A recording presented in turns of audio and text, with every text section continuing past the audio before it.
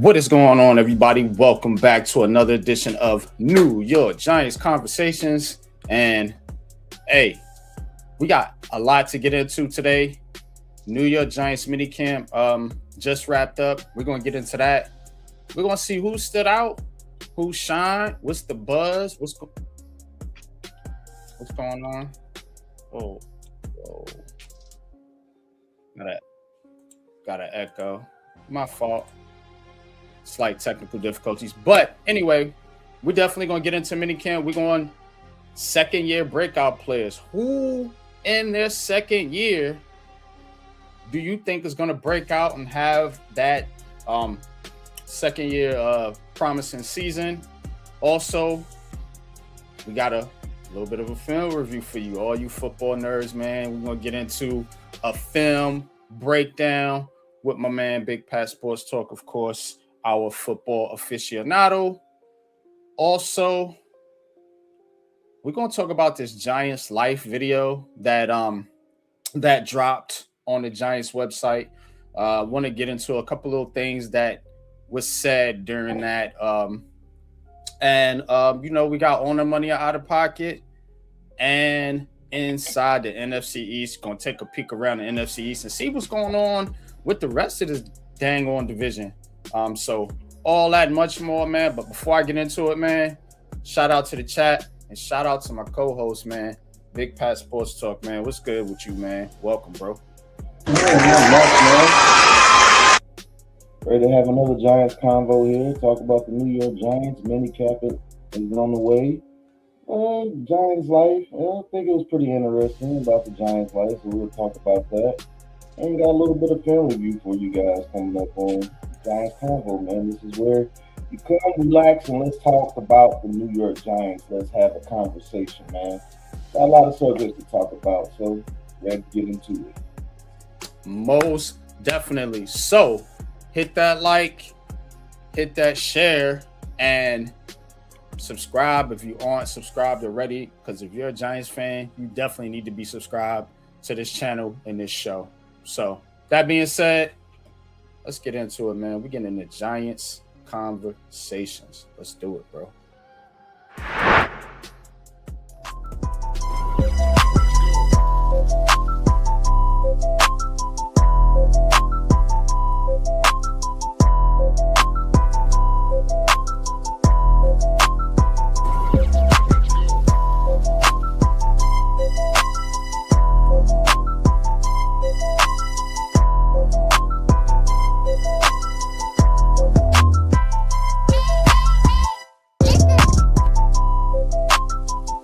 Welcome to Giants Convo. All right, man. Welcome back to another edition of Giants Convo, as I have mentioned.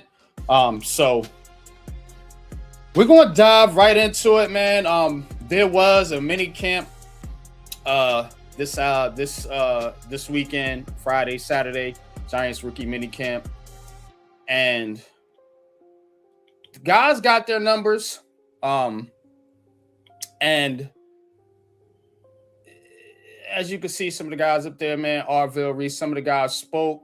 John Harbaugh spoke. Of course, you can't take a whole lot from what happened on the field, even though, we'll talk a little bit about that as we go into it, man. But before we get into this, man, what was your initial thoughts about the rookie minicamp, Pat, and what were some of the things that you was out there looking for? I was just looking for, like I said, I like the undrafted free agents that go into rookie minicamp, because these guys, this is the most important time for those guys, because they have to establish themselves and, show what they have. It's not like they're going to like a full practice or something, but you have to show something that you can bring to the team as far as, is it your speed? Is it your route running? Is it your tenacity? Is it anything that they can use with you as an undrafted free agent to bring you into the initial, I think, 83 or 93 to where you can get into the preseason. And if you can get into the preseason and get some preseason reps, who knows, you can make the team. There's been Hall of Famers that have been undrafted. Adjust your mic, Pat. They're saying it's a little muddy. People can't hear you. Can you hear me now? I can hear you. They just saying Yeah. it's muddy. Let me turn the tunes down a little bit, and then maybe you could turn your mic up a little bit. But yeah, go ahead. Yeah. Is it still muddy? I don't see how. Yeah, they saying you sound far away. It's low. Can you turn the volume up a little bit? It sound low. Is that better? A little bit. Is that better? Go ahead and speak. Yo. Can you hear me? Yeah, it do sound a little low. So I don't know if I don't know what it is. Maybe you have to turn it up on your computer. Maybe, I don't know, the volume, the microphone volume in StreamYard. Like turn that up. Change my mic. Now I can hear you a little bit. Yeah, change my mic to the mic that was on the doggone camp. Come on, man. Yeah. Okay. Now you're killing me. But yeah, just undrafted free agents, man. It's rookie minicamp is extremely important to them because they have to show exactly what they can bring to the team. So that's why guys like Bankston that we signed from New Mexico, guys like the defensive tackles that we brought in, the offensive tackles, the offensive linemen that we brought in, those guys, you don't want to see those guys doing rookie minicamp because that's what they're there for. They're there to be bodies, and they're there to see, hey, does these guys have enough to, put on the roster so they could get a couple of reps in the preseason. So we'll see. And we know what Reese and, as you see on the screen, Captain Jack, what those guys bring, what they're going to do.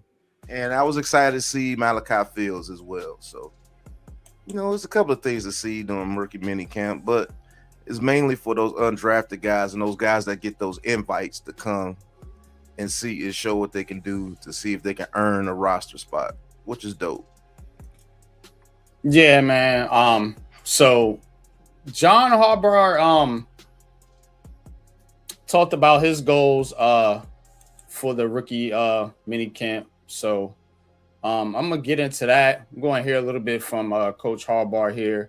Couple different clips here. Shout out to SNY Giants videos on Twitter. This is courtesy from their page. So let's get into. Let's share this one. Let's get in there.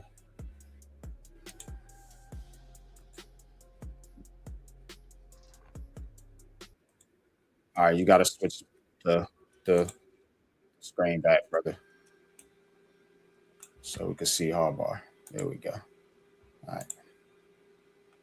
What's your goal for this week?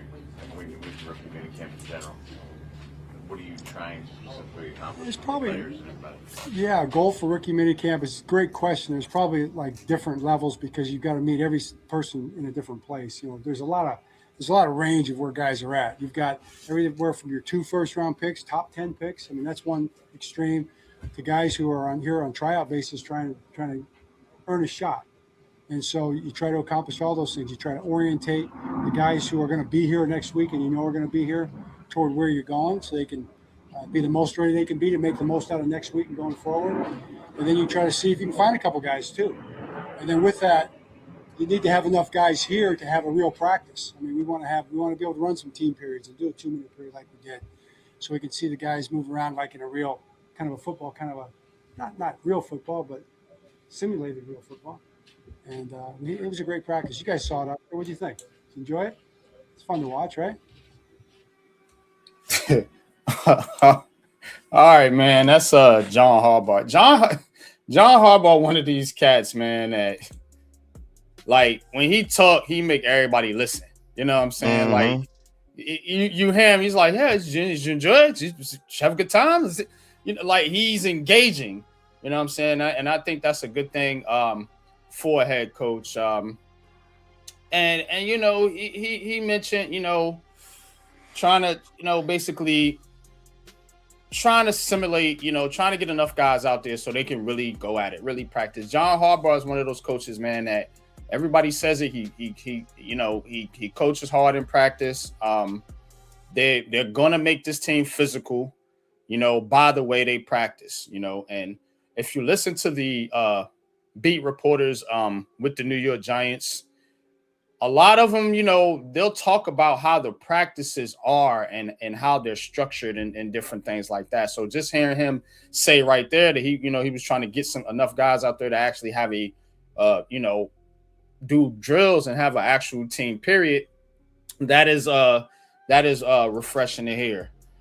Also, I do want to get into this because those Odell Beckham Jr. questions came up during his sessions. So let's hear what he had to say on OBJ. I believe I got the right clip here, so we can play it when you get ready. All right, here we go.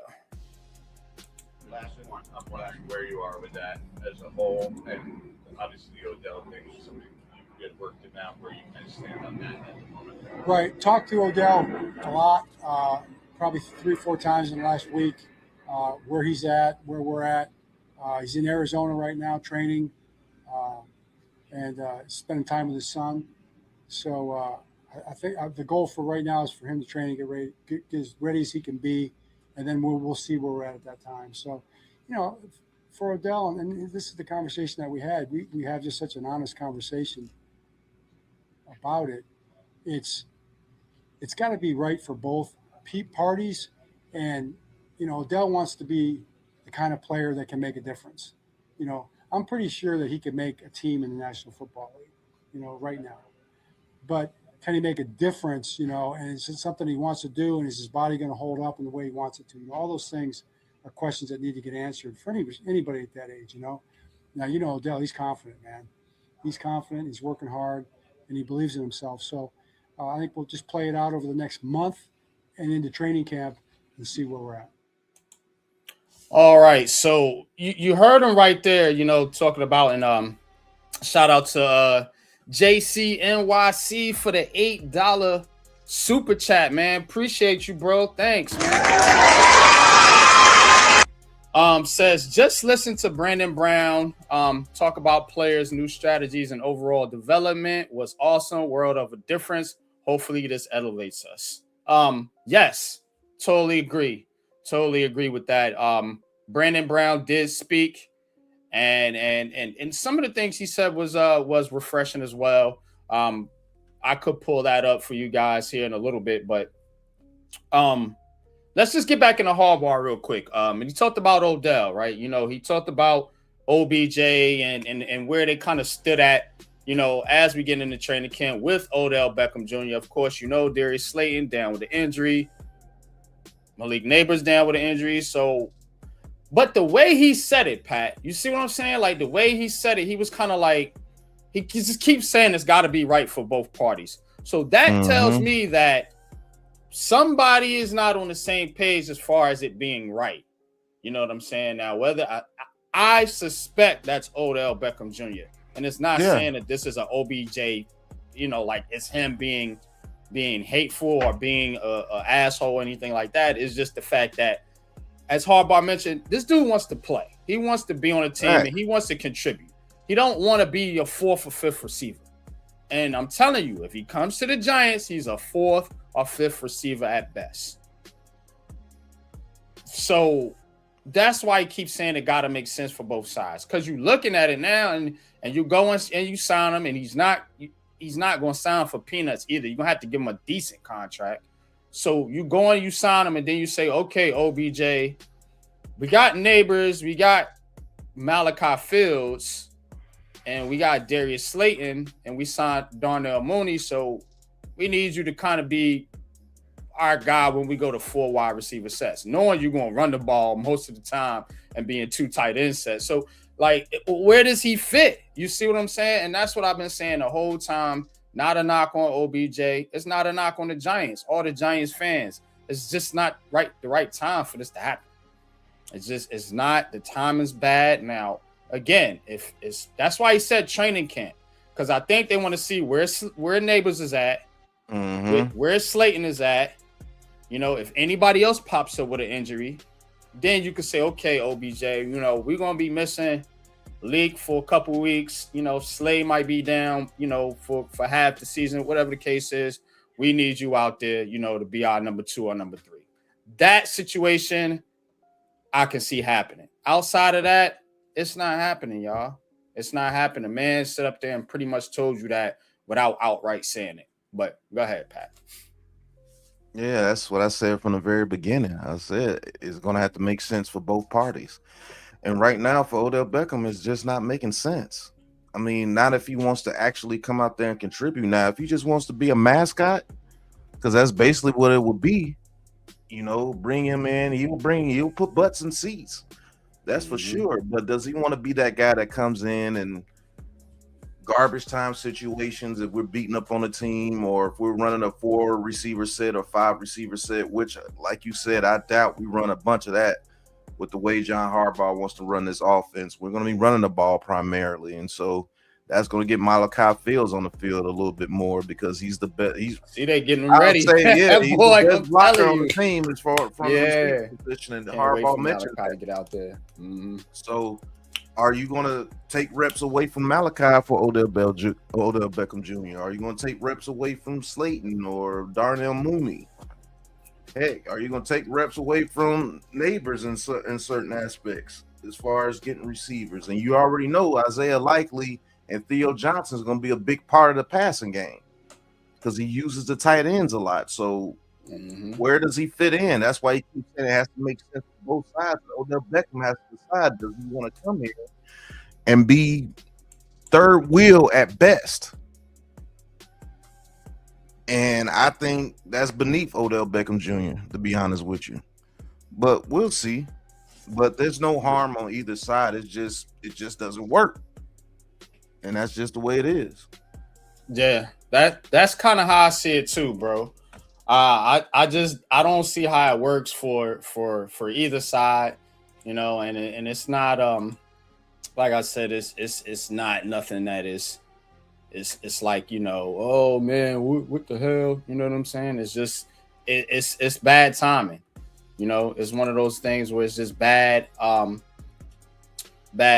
Now I am going to play this clip from Brandon Brown.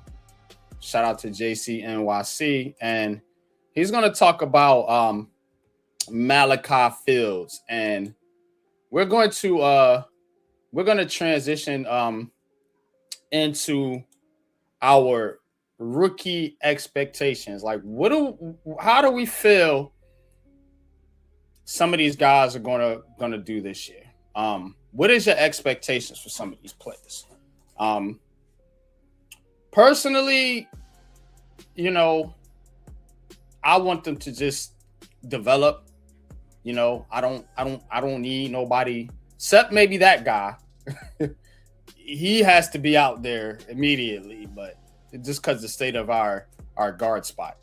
But there is a guy I'm gonna talk about a little bit later that does give CC a little bit of a cushion there. But let's hear a little bit from Brandon Brown and his thoughts on Malachi Fields. I told you, Malachi Fields, one of my favorite picks in this draft. I think once he gets his foot in under him, he's going to be a stud number 2 receiver, and I'm going to stand by that. And let's hear what Brandon Brown has to say, assistant general manager. So let's hear him. Art, with Malachi, you knew when you went to go see him at Notre Dame, we call it our book of business, multi-year evaluation.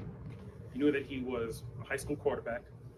You do a 2 or 3 year study, you watch him at Virginia, he has steady production.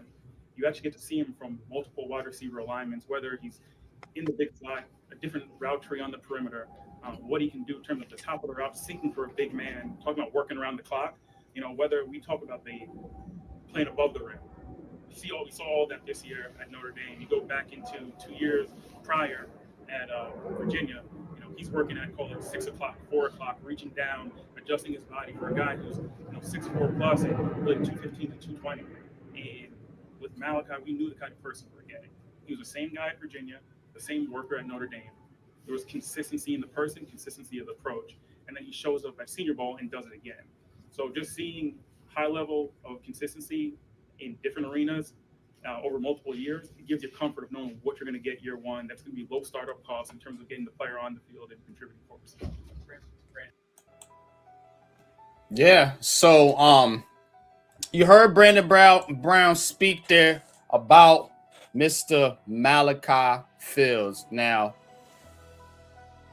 Malachi Fields, let's talk about Malachi Fields. We're going to start here. Of course, you know, big target out of Notre Dame, did go to Virginia, started out in Virginia, then transferred to Notre Dame. But here's what I like about Malachi Fields, and here's my expectation as we kick this thing off, man. Appreciate y'all in the chat, man. Keep commenting. We're gonna get to your comments too. I see every single one of y'all. Appreciate y'all. I expect Malachi Fields to cement himself as the number 2 receiver on this team by the end of the season. That is my expectation for Malachi Fields. I don't have no stat expectation for him. The reason why is because how can you? Look at how many targets the Giants got. You know what I'm saying? You're not going to force feed Malachi Fields like Brian Dable force fed Wan'Dale Robinson. So let's not have a stat expectation. Let's just hope this is our number 2 receiver moving forward that we can pair with Malik Neighbors. What gives him the ability to do that? You see right there, those hands, those goddamn hands, because I'm tired of Giants receivers dropping the football. Harbaugh said it. Dude caught everything in practice. I watched this tape. He catches everything. So again, what's the other thing? You running the football, we talking about blocking. Kid is an outstanding blocker. Had to do a whole lot of it at Notre Dame when you realize how much Notre Dame was running the football. And the third thing with Malachi Fields is touchdowns, because you're using a big body like that in the red zone, so you don't need to score from the 40. You can actually get inside the 20-yard line and throw it up to a cat like this. If likely or Theo Johnson is covered, you got another big 6'3", 6'4" plus target to throw it up to. That's how I'm looking at Malachi Fields. That's my expectations. Cement yourself as a number 2 receiver. It's not like you got a plethora of competition. You really just got to beat out Slayton, and Darnell Mooney and them are only here for 1 year. So it's Darius Slayton, and I think he can do that. No disrespect to my man Slay, but Malachi Fields is the new number 2. Pat, what you got? As far as the expectations, I'm right there with you. My highest expectations of Mr. Malachi Fields, as we see on the screen, is him to become the absolute number 2 receiver. So if he does that, I think he's exceeded expectations, to be honest with you, because he is a 3rd-round rookie and he does have to learn. But as far as, like, I think that's the highest plateau for him this first season, become a legit number 2 receiver, like a Jordan Addison to a Jay Jettas or somebody like that, to Malik Neighbors. Now, my absolute expectation, what I need him to hit, is become the red zone threat. At the very least, be that guy, be the possession receiver and red zone threat for the team. And what I mean by possession receiver, that receiver that we could throw to on 3rd and 5, get that slant across the middle, take that hit, bring that catch in traffic, and be that guy we could throw back shoulder to, and just be that guy that we can count on to move the chains when we need him in certain situations, like a 3rd and 5, and need him to be the bigger guy, just bring it in and box somebody out. Be the fade guy in the red zone. Be the guy we can throw the fade to. We can line you up to the outside. If you got a smaller guy on you, we throw the fade, you bring it in, and you might get about 6 to 7 touchdowns your rookie year if you're able to do that. So I think you're absolutely correct, bro. Yeah. Highest expectation, be the number 2 receiver, be the possession receiver / red zone threat. And he's automatically going to be our best blocker as far as receivers go in the run game. So that's my expectations for Malachi Fields. And I'm glad you said I'm not throwing no stats out there because you start looking at it different. I'm not worried about stats when you're a rookie. I'm worried about you developing your role, coming into in your own as a player. What is your role? Go out there and develop your role, and then we can worry about stats. Then you can start putting, okay, you should get this amount of yardage and everything, but learn your role first. And that's what I think we're going to get to with Harbaugh at coach. People are going to start learning roles before you start setting expectations. And I think he's going to make it where they don't hear the outside noise as much, like how it got to Dexter Lawrence, like how it may have gotten to Thibodeau a little bit, but Thibodeau is fighting back. You know, it got to people like Xavier McKinney and all those guys. You guys had a major role in Saquon Barkley leaving. If you believe it or not, it was the fans. You fans have a major role of all these guys wanting to leave half the time. So let's just see what the development is with John Harbaugh in the building. But expectation for Malachi Fields, yeah, be the number 2, but be the red zone / possession guy and develop your role. That's what I want from him. Right. So let's get to our next rookie here. We're gonna talk about Mr. Colton Hood, man. Colton Hood, man. Definitely one of those cats, man. That the Giants they're gonna have to depend on a little bit more, possibly than a guy like Malachi Fields. And again, the reason is the state of the Giants cornerback room. But let's hear from Colton. And let's hear a little bit about what he had to say after the rookie minicamp practice on his interception that he got. So let's hear it. You say that was more physical than it used to be for a camp like that? Nah, I mean I gotta get paid too. So. Hold on. One thing I noticed about the game is that you're not shy when the ball comes to you. Just most DBs they panic. Where did that come from? And why do most DBs panic? I think a lot of DBs panic just because they're not great at tracking the ball. I play baseball, play center field, so tracking a football is 10,000 times easier than tracking a baseball. So it's easy. I mean, I wouldn't say it's easy, but it's something that I've been doing my whole life, so it comes natural to me. One thing I noticed about the game is that.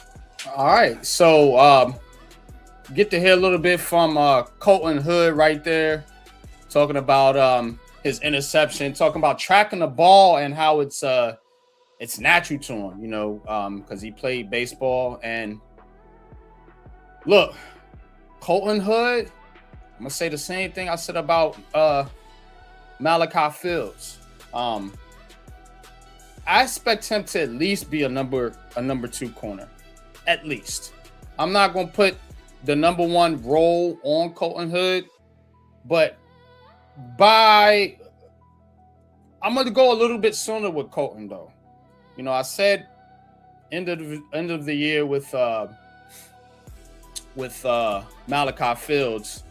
I'm looking for him to take this spot a little bit sooner. Look at this dude, man. This dude is confident.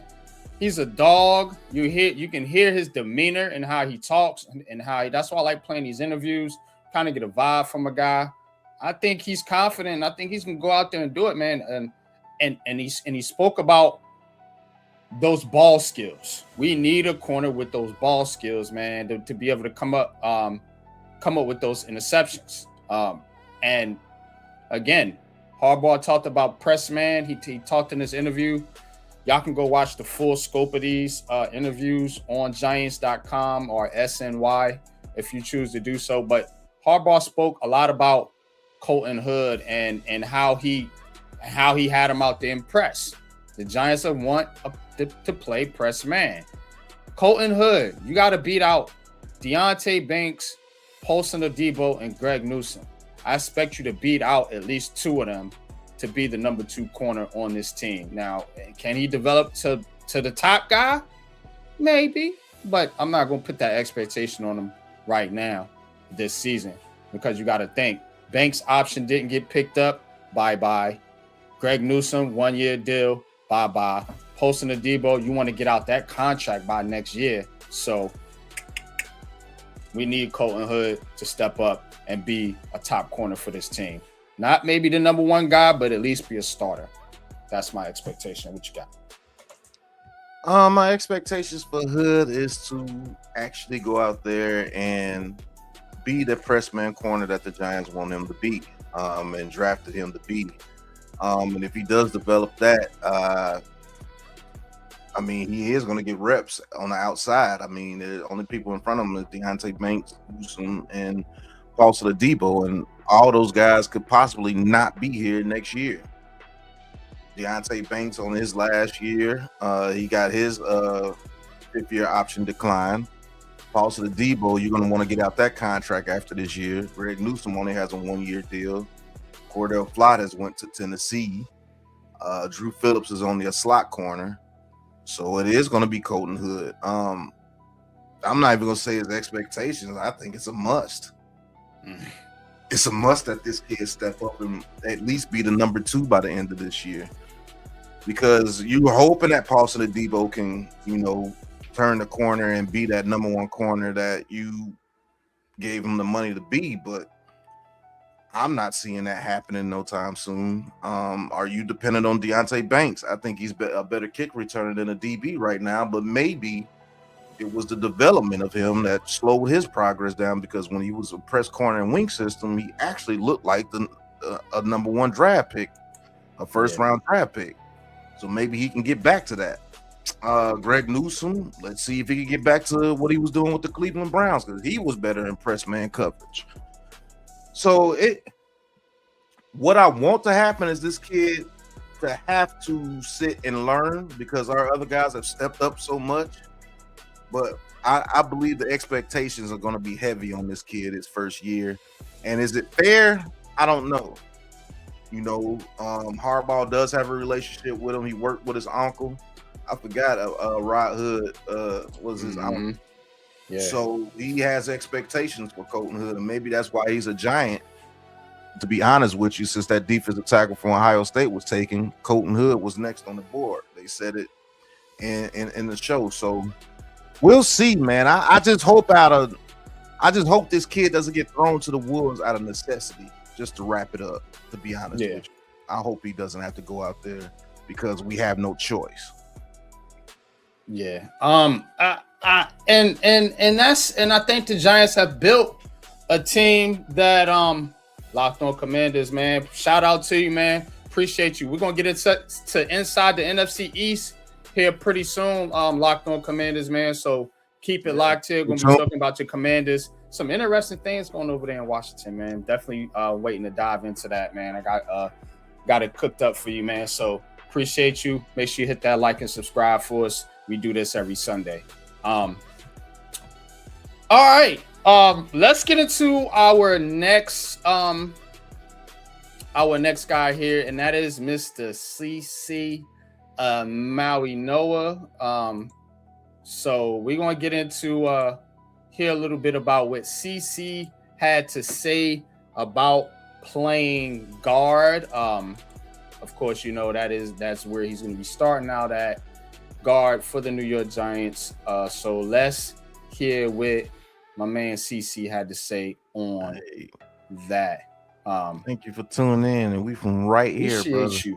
Yeah, man. Shout out to Australia though. Shout out to Australia, man. There's a guy I follow that does content from over there, man. So not sports related, but again, I like Australia. I mess with their people, man. Aboriginals. They are Aboriginals. So yeah. That's probably why you said that. Yeah. Shout out to y'all, man. But we got Aboriginals over here too, man. You looking at them, man. Appreciate you. Let's get into CC and what my man Big CC had to say.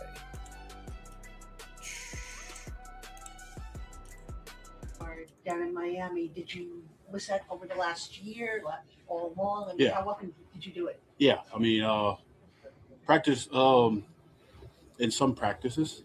In the spring, fall, summer workouts, I was practicing in guard. But then when it comes to the game weeks or in season, I gotta focus on tackle. But I pretty much practice every year from freshman, sophomore, junior. You mentioned that you practiced it. All right, in so Miami. Did you- CC talking about practicing at guard. Of course, he's lining up at guard in minicamp. Expectations, starting right guard for the next decade. That's really how I'm looking at it. I ain't gonna lie to you. I have high expectations for this man right here. And I think he has high expectations for himself, and because you can tell by his demeanor, you can tell he's going to go out there and give it everything he got.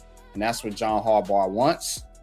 And again, you're looking for pillars on that offensive line. You don't want to turn over your offensive line, 5 new guys every year. You just keep turning it over. So you're looking for staples, rocks that can anchor this thing for the next decade. The Giants used to have that. They used to draft those type players. We haven't been doing that. So when you combine this man right here with, Andrew Thomas, which he's later on in his career, but you want to extend that too, and Jermaine Illuminor as well, and then you can bring in Marcus Bowe, who I'm gonna talk about a little bit later. Hopefully you can get John Michael Smith's his play upped, and you can have those pillars on your offensive line for the next decade. Look, people, don't overreact when CC has a bad game, because it's gonna happen. He gonna get beat. It's fucking beast edge rushers in this division. We're gonna get into the NFC East in a little bit. This division is tough, so don't overreact. Let this man develop and let him get his feet under him. And I don't think it'll take long, but please give this man some time to establish himself. And I do think he will, and I do expect him to be the right guard for the next decade. I don't think the Giants move him either. I think once he's at right guard and he's really locking it down, no need to shift him out to tackle. If you lose Jermaine, just get another tackle. But that's my expectation for CC. Yeah, my expectations for CC is him to be a very solid guard in his very first year, and I expect him to be an All-Pro by his third year. He has that ability. Now, as far as expectations, we already know we have lofty expectations for him, and we traded the pick to get him. We traded Dexter Lawrence to get the pick to get him, so there's going to be lofty expectations to get him. And a lot of people have a lot of good things to say about him as a player and as a man. But what I'm going to be looking at, what's going on, Chief Beach? Salute. What I'm going to be looking at is when he plays the division.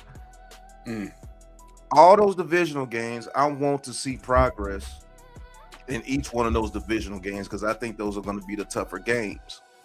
I'm not looking to bash him or anything. I'm looking to see how he is progressing and developing, playing in a division where he's going to have to play 6 games a year against these people.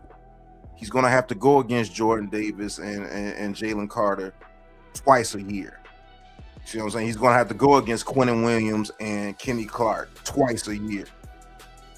So those 2 games, especially, Washington got the Payne and the Kinlaw, which are good as well. So those are the 3 games, or 6 games I'm going to be watching to see how he develops, because I know he's a no-nonsense guy. If you actually watch that interview that he had with Neighbors and Michael Parsons, you can tell that he wasn't liking the vibe that Parsons was giving him. Parsons was like looking over him and was saying, "Yo, don't worry, just blame the ACL and all this." And he was like, "Okay, cool." But then he couldn't leave without saying something to Parsons. He was like, "Look, I ain't ducking no smoke," because basically that's what Parsons was telling him. In a how petty dudes be. They'll say some stuff like what they really mean. And so basically he was telling Francis, "Man, you don't want no smoke with me. I'm finna come and destroy the league." And then the little crazy dudes saying that we play the Packers when we don't even play the Packers. And he was just being, it was a lot of pettiness in that room, man. I didn't like it. And he didn't like it. Yeah. He told him, hey, I ain't ducking no smoke. So if we would have played the Packers, him and Parsons would have had words. And people forget that him and Reese had a lot of words when they played each other. They're just teammates now. Yeah. And I want to see if that actually comes to a head in practice. Not saying they're going to fight, but I do think Reese is going to come at this kid. And I think Francis is with, he wants all the smoke because he showed him in the playoff game. So that's going to be fun to watch those two guys go at each other. I think they're going to be best friends by the end of it. Definitely, man. And yeah, he's a cup. I told you, Pat, the Giants drafted dudes with attitude. They drafted dudes that's like, nah, F that, bro. Bring it. We not running, yo. It started last year with Scatbo and they and Dart. Yeah. You could see that. They was like, Cowboy, we ain't see what? Let's turn up on these dudes. Screw that. Eagles, what? Let's turn up on these dudes, bro. We ready. Now you bringing in this cat and Arville Reese and Malachi Fields. Malachi Fields is a quiet dog. He just gonna go out there and just bully. Malachi he ain't gonna probably talk a lot of guy. Yeah, he gonna be a quiet dog though. You know what I'm saying? But these dudes, especially CC, that offense gonna be talking, boy. Dart, Scatterbo, Neighbors, CC, they gonna be chirping. See, and if anybody does any, like, try to do any slick type things to Jackson Dart or anybody in his vicinity, he's going to be the dude that you're going to have to calm down. Yeah. You can look at him and tell him that his blood is boiling already. So when he gets out there on the field, it's me versus you. And the Samoan culture, it's not going to be them. It's going to be you. Like, seriously, if you ever been around a bunch of those dudes together, those dudes are huge, bro. Yeah. And then when they showed that he was 6'5", 6'6", and still that stocky, he's not slender, he's stocky at 6'6", that is ridiculous. So is he gonna get a couple of penalties? Yes. He might get you a personal foul here or there, and Harbaugh will be like, hey, come here, calm down. I still want you to be tough, but calm down. Okay, coach, and he'll go out there and do Let him feel it. Let him feel it. Yeah. We need that. But it's not a dude that is not. You ain't gonna be able to punk us like you used to be able to punk us. I'm telling you that now. That ass. Reese and them are the same way, but yeah, and that's who we going to next, man. My man Arville Reese. Arville Reese, man. I'm gonna tell you right now. He another one of those dudes. He just gonna show you. Yeah, like he's like, this is the most dead ass. When I say like when you know, we from New York, whatever, you know, slang terminology, yo. But when we say dead ass, that's what you looking at somebody like that when you say dead ass, because that's who he is. I might nickname him dead ass, bro. DA. Cause dead up, word up, bro. He ain't playing no games with you. None. He's serious. He's a serious ass player. CC had to tell this dude, just like, yo, smile, bro. You in the NFL now. Fucking his mind, he like, nah. Yeah, when CC gotta tell you to smile, it's like you just not wanting to be messed with. So dead ass, bro. But let him tell you how dead ass he is, man. Let me get to the clip.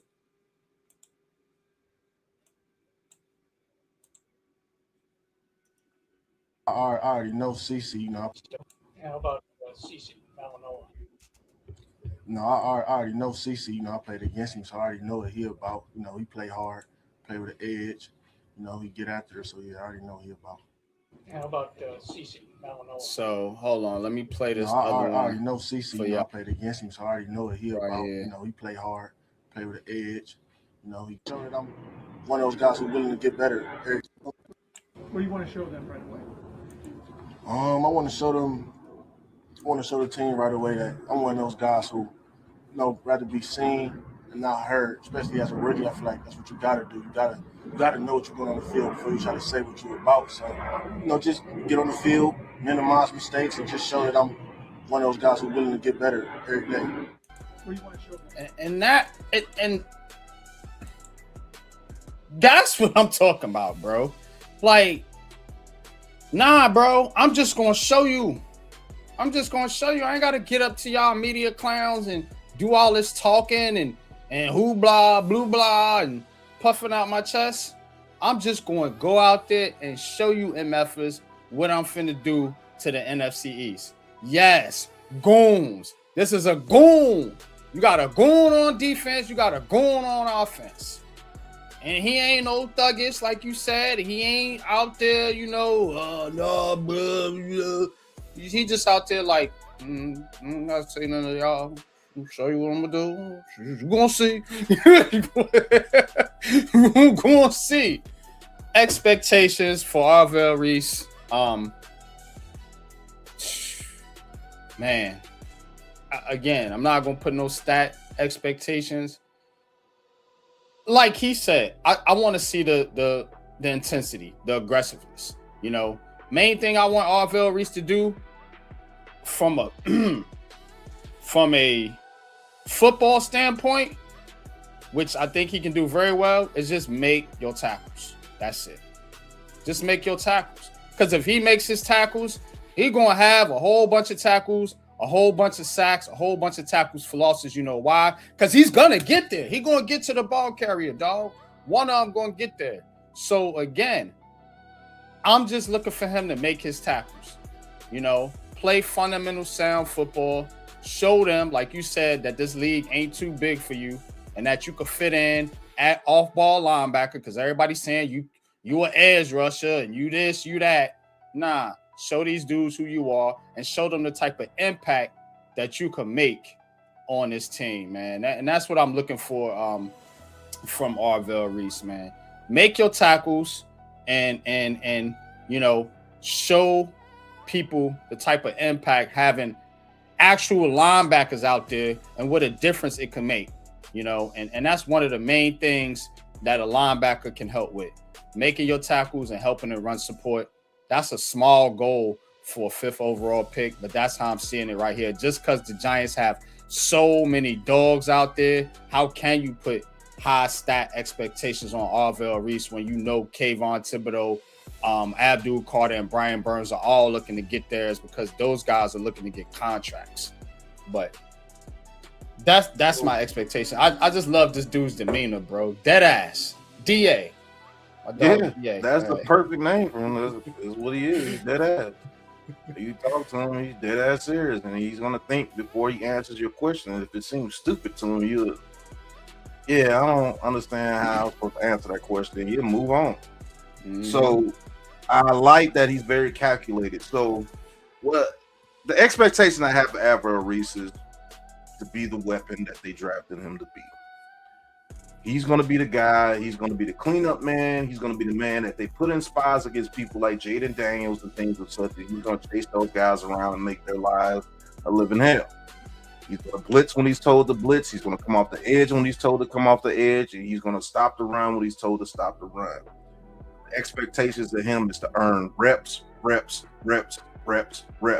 the more reps that he's getting, that means the more effective that he's being in that game because he's the weapon for the team. That's the type of player that he is.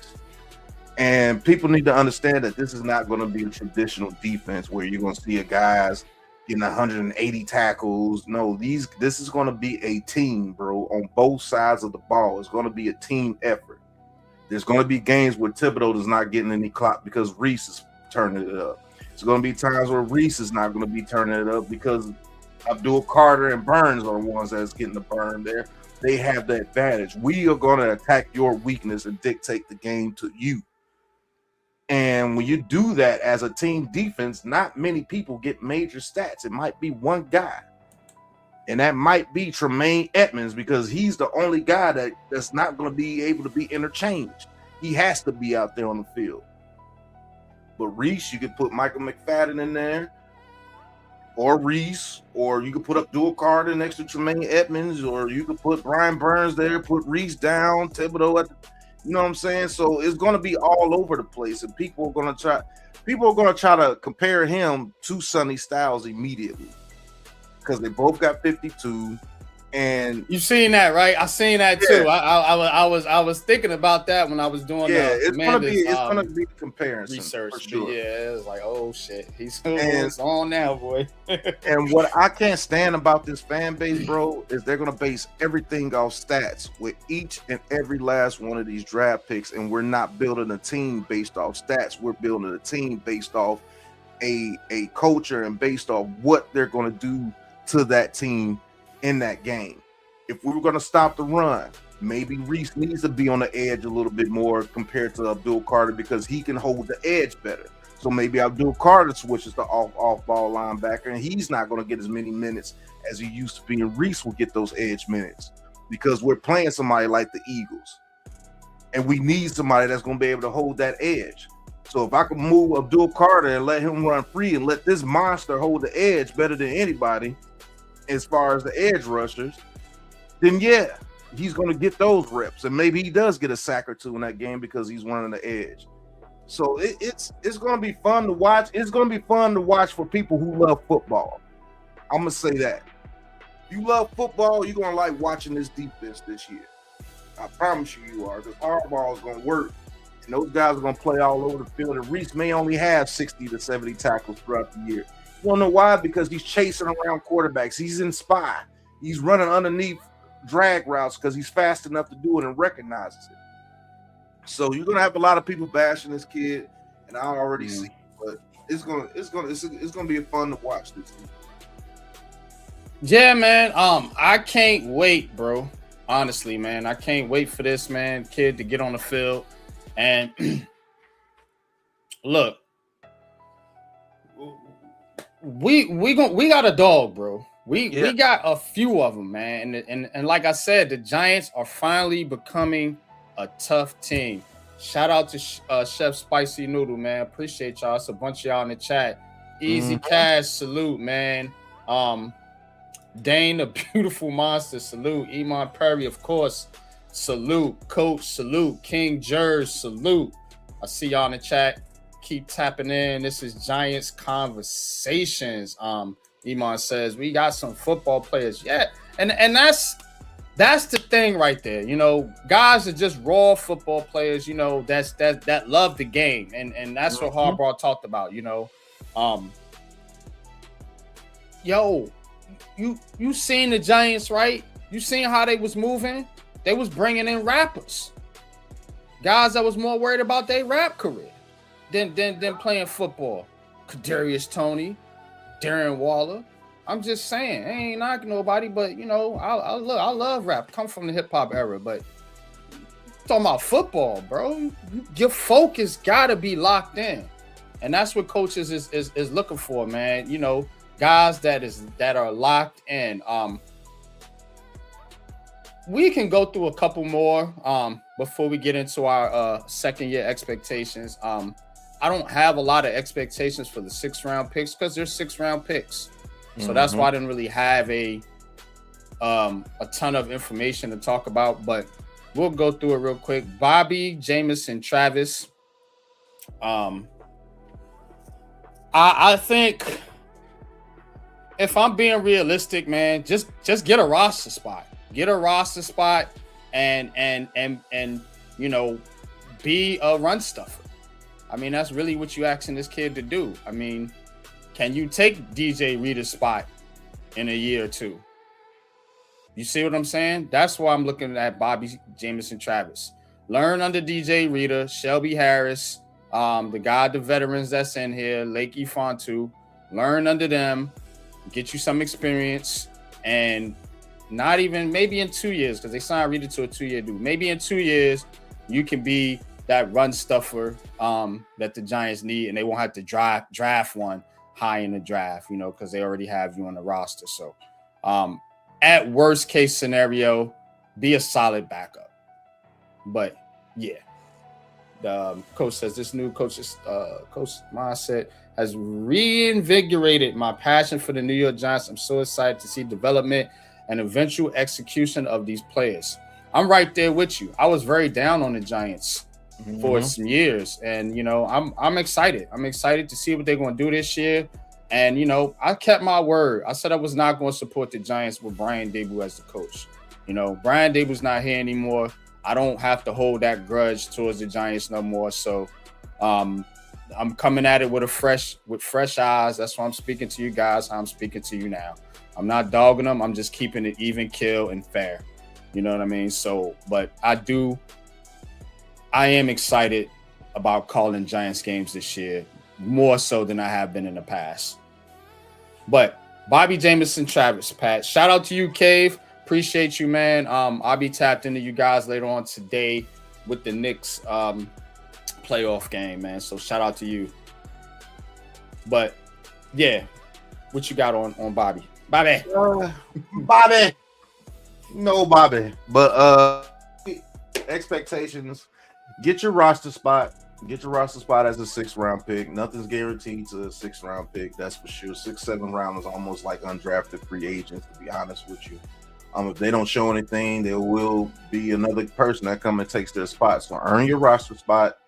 And I'll say this: my highest expectation is him earning playing time when it comes to 3rd and short and 4th and short situations. Be the guy that they call upon and be like, hey, Bobby, get in there and let's stop somebody. Get in there in the nose and let's clog up this run so we can get up off the field. Be that guy, because that's what they're going to want you to be. That's what they drafted you to be. You see what I'm saying? Big number 97 there. Got Dexter's number. Don't like that, but we'll see. It's okay, because a lot of people, as soon as he comes in there, who's the Dexter? But it's really those Twitter guys. But anyway. Lawrence's number is not retired. I don't give a damn who wears. There's going to be a lot of other 97s to come along. Yeah. Else Bobby Jameson Travis becomes a Hall of Famer. So I mean, we'll be fine. But yeah, just be the fat man. Basically, be the fat man. Hey, it's 3rd and 2. You know they can run a power. Bobby, get in there. That's what I want him to be. Put that hand down, get right over the center, and there you go. Bobby James and Travis allow Arville Reese or whoever's at the linebacker position go there, hit somebody, and they stop him short. I'm not having no lofty expectations. Oh, he has to replace Dexter Lawrence or something like these stupid people will do. No, nah, man, come on, bro. Play a role, man, and play your role, son. Do what you do. Stop the run. Do what you do. That's what we need you to do. And I think you will have a heck of a career with John Harbaugh, because he is the type of guy that you will keep around, because you do what you do. You stuff the run. That's it. He was drafted for. Jack Kelly. Special teams, man. I expect him to be out there, be a starter on special teams, be a pillar on special teams by the end of the season. If he gets in games at linebacker, we probably got a problem, because that means Arville Reese, Edmonds, and one of them is down, and or Micah McFadden. So definitely not looking for Jack Kelly to get a whole lot of snaps on defense. I know you guys are excited about Jack. I know Pat, that was Pat's guy, but if we're being honest, we don't really want him on the field per se, because that means one of our main guys are down or ineffective. Where I do want to see him pop up is on special teams. Be out there, be a 4-team special team. What do you call it? Four-teamer. You know what I'm saying? On special teams. So that's my expectations for Jack Kelly. And as he gets experience, maybe he does get in and give you some more linebacker help. Maybe he can be that backup. And maybe we could push Micah McFadden off the roster, who I would not mind getting up off this roster. Not a fan of that dude, but you got on Jack. Yeah, I'm not a fan of McFadden, bro. I don't like that guys that can't tackle. I don't like it, yo. I can't stand that shit. And that's his biggest weakness. And if your biggest weakness as a linebacker is tackling, I don't need you, bro. And it's not that he he's gotten 100 tackles the last 2 years that he started. He misses a lot. He's supposed to be. Yeah, The I don't like that. The clutch tackles. Yeah, he getting those garbage tackles where you chasing the dude from behind and you put. Yeah, I don't like shit like that, bro. So expectations for Captain Jack. You know, this is one of my favorite Jack draft picks, man. I predicted this dude to go to us, man, on my very first mock draft, man. Shout out to Captain Jack, man. My expectations for him to be a Pro Bowl special teamer within his first 2 to 3 years. I think he could do that, especially on special teams. Now, the linebacker, I'm expecting him to push Michael McFadden for snaps. I don't know if he pushes him off the roster, because if he pushes him off the roster, that means he's balling. That means Harbaugh say, "Hey, look, Micah." Maybe not this year, but definitely by next year. Definitely by next year. Yeah. But maybe this year might be a stretch. But yeah. So my expectation is for him to be that guy that comes in if Reese or Tremaine Edmonds needs a breather or goes down, and be a very good backup for this team. You know, and if we do, because Tremaine Edmonds is still very young, even though he's been in the league like 8 years. He got a 3-year deal, so he's gonna be around for a while. After those 3 years, you know, his contract could be coming up, and maybe he can step in and be next to Reese. They'll have somebody else by then. I see where this is going, bro. They're gonna keep drafting linebackers and corners. So they get that young duo that they want. And so when Tremaine Edmonds leaves in 3 years, it's gonna be Reese. We'll talk about it, but I know what's happening. A lot of people don't see it, but I know exactly. Yeah, I know. Yeah, I see it too. So he's basically training Reese to be his replacement. So yeah, pretty much. But Captain Jack, man, love the pick, man. Special teams Pro Bowler, pushing to be the primary backup linebacker within the next year or two. That's my expectations for him. Right. Last guy, JC Davis. JC Davis, the other 6th-round pick. Salute. Shout out to you, Miz. Let's get into JC Davis real quick. Offensive lineman, tackle. You know, you got CC, but this dude, he could be okay. My expectations for JC Davis, tackle out of Illinois. That's who we're talking about. Drafted in the 6th round. I expect him to give the coaching staff enough confidence by the end of this year to cut John Runyon and move off from John Runyon, and he can be the left guard / swing tackle with Bo. So how I would set my lineup, you got CC, you got Jermaine, you got CC, you got Smits, you got Runyon, you got Andrew Thomas. I want JC Davis to slide into Runyon's spot, and down the line, I'm gonna want Bo to slide into Illuminor's spot. And so then you have that. Your line is young and experienced, and they can actually grow together. Now the center is kind of waffly, but if you can get John Michael Smith up to par, he's still a young guy as well. So Andrew Thomas would be the one you would need to replace at some point, because he is getting up there and he's always injured. My expectation for JC Davis is for not to get a whole bunch of playing time, or even though I think he will get some, just because you always got to account for injuries. I want him to show the Giants coaching staff enough where they're confident, because right now they're not confident letting John Runyon go. That's why he's still here. Otherwise, I think they would have cut him. They would have cut him and saved that money. You know, Joe Shane is a penny pinching GM. They trying to save as much as they can. So they would have cut that dude. So I do think that they want to make sure, like, all right, we good now. Not like Gettleman and all of them did, where they was just penciling in Evan Neal and all these dudes in as starters. They want to make sure, like, all right, we lose Runyon, make sure we we good over there, because we don't want to just get rid of this dude, put a rookie in there, and he ain't ready. But by the end of this year, let's hope he is ready, and let's hope we can get Runyon off this team.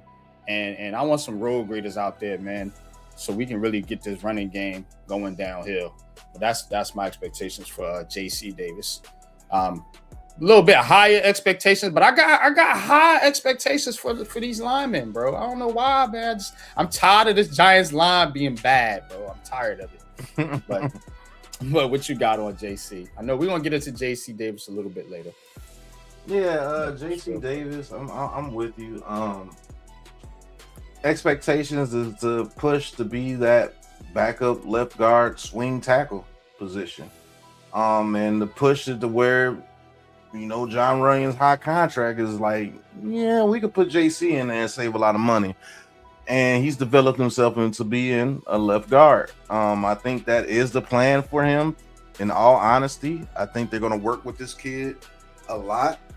And I like what you said, man. JC Davis and Marcus Bowe replacing, you know, Runyon and maybe Illuminor down the stretch. I think we gave Illuminor a 2-year deal or a 3-year deal. Yeah. Mm-hmm. I think it's 2 years. So in 2 years, Marcus Bowe will be in his 3rd year or 4th year?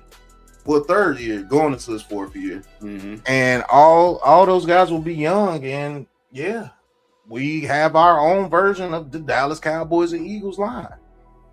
Yep. You know? And keep doing it. Keep drafting them. Yeah. Keep bringing them in the pipeline. This is the foundation that Harbaugh's establishing now. We got veterans across the board, you know, outside of CC, which he acts like a veteran. So, but down the line, yeah, you want to, all right, we lost Illuminor. Oh, the Giants lost Jermaine Illuminor. They line going to be ass. Nope. Got Marcus Bowe. Mm-hmm. Oh, they lost John Runyon. What they going to do now? Nope. Got JC Davis. And that's what the Cowboys been doing. Oh, no. We got another Tyler we can put in. Lost one Tyler, pick up another one. Lose one, pick one up. Yeah, Tyler Beatter, Tyler Guyton, Tyler Johnson, Tyler. You know, we lose a Tyler, we gain a Tyler. We lose one, gain one. Lose one, gain one. You know, that's how it be. You see the Eagles, they went and got that big left tackle from Miami that I was talking about. We could get in the later rounds. And as soon as Lane Johnson get ready to move on from him, he's gonna move. Here he come. Markel Bell. Where did this dude come from? Right. Oh my God. So it's time for us to start getting with the program, you know? Yeah, most definitely, man. But we're gonna switch gears, man. We're gonna get into, we talked about the rookies. So let's get into some of the second year players. Remember, Giants had that big rookie draft class last year. I want to get into some of these second year players and which second year player do you expect to take a leap? Which second year New York Giants player do you expect to take a jump this coming up season? You know, now looking at last year's draft, you know, you have Abdul Carter, Jackson Dart, Darius Alexander, Cam Scatterbull, Marcus Bowe, Thomas Fedone, and Corey Black. That's the dude I couldn't remember. I was like, I knew they had one more pick. Who the fuck was it? It was Corey Black. So, yeah, he's a corner. That's interesting. What are you doing with this guy? Whatever. But, so, second year player that I think is going to take a jump, and the guy that I got and I picked was Marcus Bowe, as you see right here on the screen. And I got Marcus Bowe up here. As you see, played 13 games last season, started, got 3 starts. You know, out of Purdue, 6'5", 300 plus. Hey, I think, like I said, he's the first lineman off the bench. So, what does that mean? If anybody gets hurt, Marcus Bowe is coming in, whether that be at tackle or guard, depending on how they feel, or who it is that's hurt. Does he need to go on and replace Andrew Thomas? Does he need to go on and replace Jermaine Illuminor? Or does he need to go in at guard for John Runyon or somebody like that? I think this is a very, very important player that New York Giants fans need to be thinking about and looking at him as a future piece of this team when you're looking at this offensive line. Like, you got to take this seriously. And like I said, one of the main reasons is he's expected to be a major part of this line moving forward. And where do you want to put him at? Do you want to put him at guard? Do you want to put him at tackle? Do you want him to play both? I look at his athleticism. I see him being a pretty decent tackle. But why not have a guy that you can slide in at either spot? Remember the guy they had David Dill. I watched David Dill on the Giants offensive line play every position, and to help that line. Now, that's not the sexiest. The offensive line already is a non-sexy position, but again, especially when you talk about backup offensive linemen. So, look, man, we all know Jackson Dart needs to take a leap. We all know Abdul Carter and Cam Scatterbo, but who's talking about Marcus Bowe? Unpopular Opinion Sports is. Y'all hit that like button.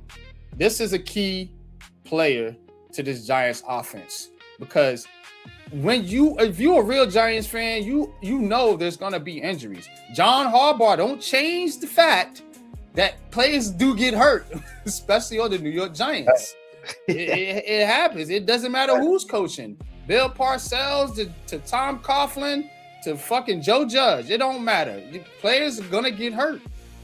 And this is the guy. He's gonna be Captain Save It. You know what I'm saying? Captain save the season. Captain save the line. Captain, let's not be cheeks because we lost Andrew Thomas or Jermaine Illuminor. That's who Marcus Bowe is. He's captain, let's not be ass on our offensive line, because he is your key reserve. And I do expect him to take that second-year leap, like I said, where this coaching staff and us as fans are 100% confident with Marcus Bowe when he has to go into a game for somebody if and when one of these Giants players get hurt. Marcus Bowe is my second-year breakout player for the New York Giants. I do think he has that breakout. When will you see it? Like I said, when he got to replace somebody, because otherwise you're just going to hear about it in practice. But I think going into the second year, one of the most important pieces is depth on that offensive line, and he's one of the players that gives it to you. So, Marcus Bowe, what's your thoughts, though, before we get into your guy? My thoughts are Marcus Bowe, I want him to be able to stop people from saying this. Not a shot at you, Miz. What's going on? He says his O-line had the potential to be a big time processing dominant O-line. He is Thomas being healthy. I want him to be the guy that stops people from saying that. I want him to be the guy to say if Andrew Thomas gets healthy, okay, we got Marcus Bowe, we good. Yeah. You know what I'm saying? He's definitely the guy that's supposed to do that for us. And I think he has the potential to do it. He has a nasty streak about him as well. Mm-hmm. Like when he gets in there, he wants to play. And yeah, don't let the little curly hair and the little light skin look fool you. That dude's a dog. We met him at the Senior Bowl. We talked to this guy. Yeah. So I think he wants to play. See, he's the type of guy that wants to play, and I think if you put him out there on the field, you won't be disappointed.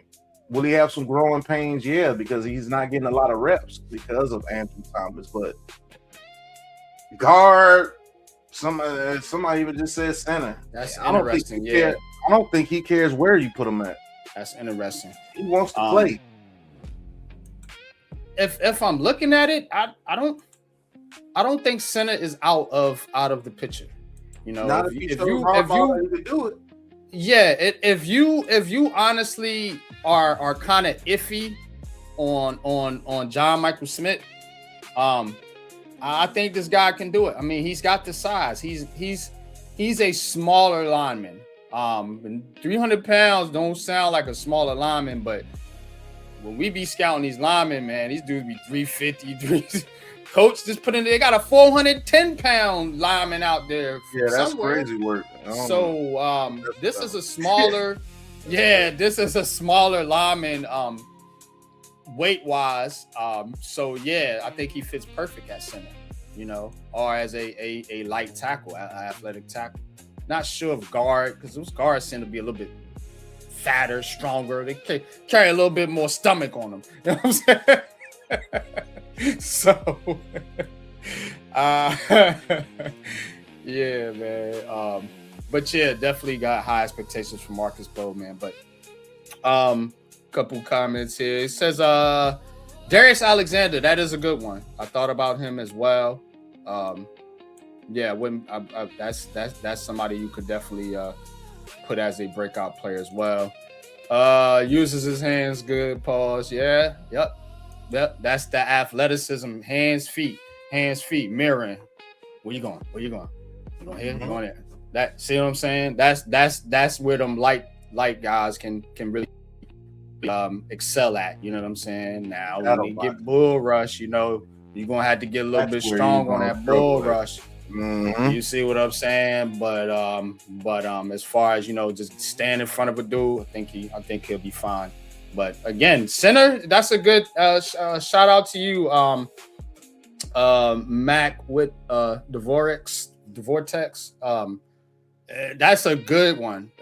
Really wasn't thinking about that, but it possibly he could be a center. He does have the frame to do it, I believe. But let's get to your guy.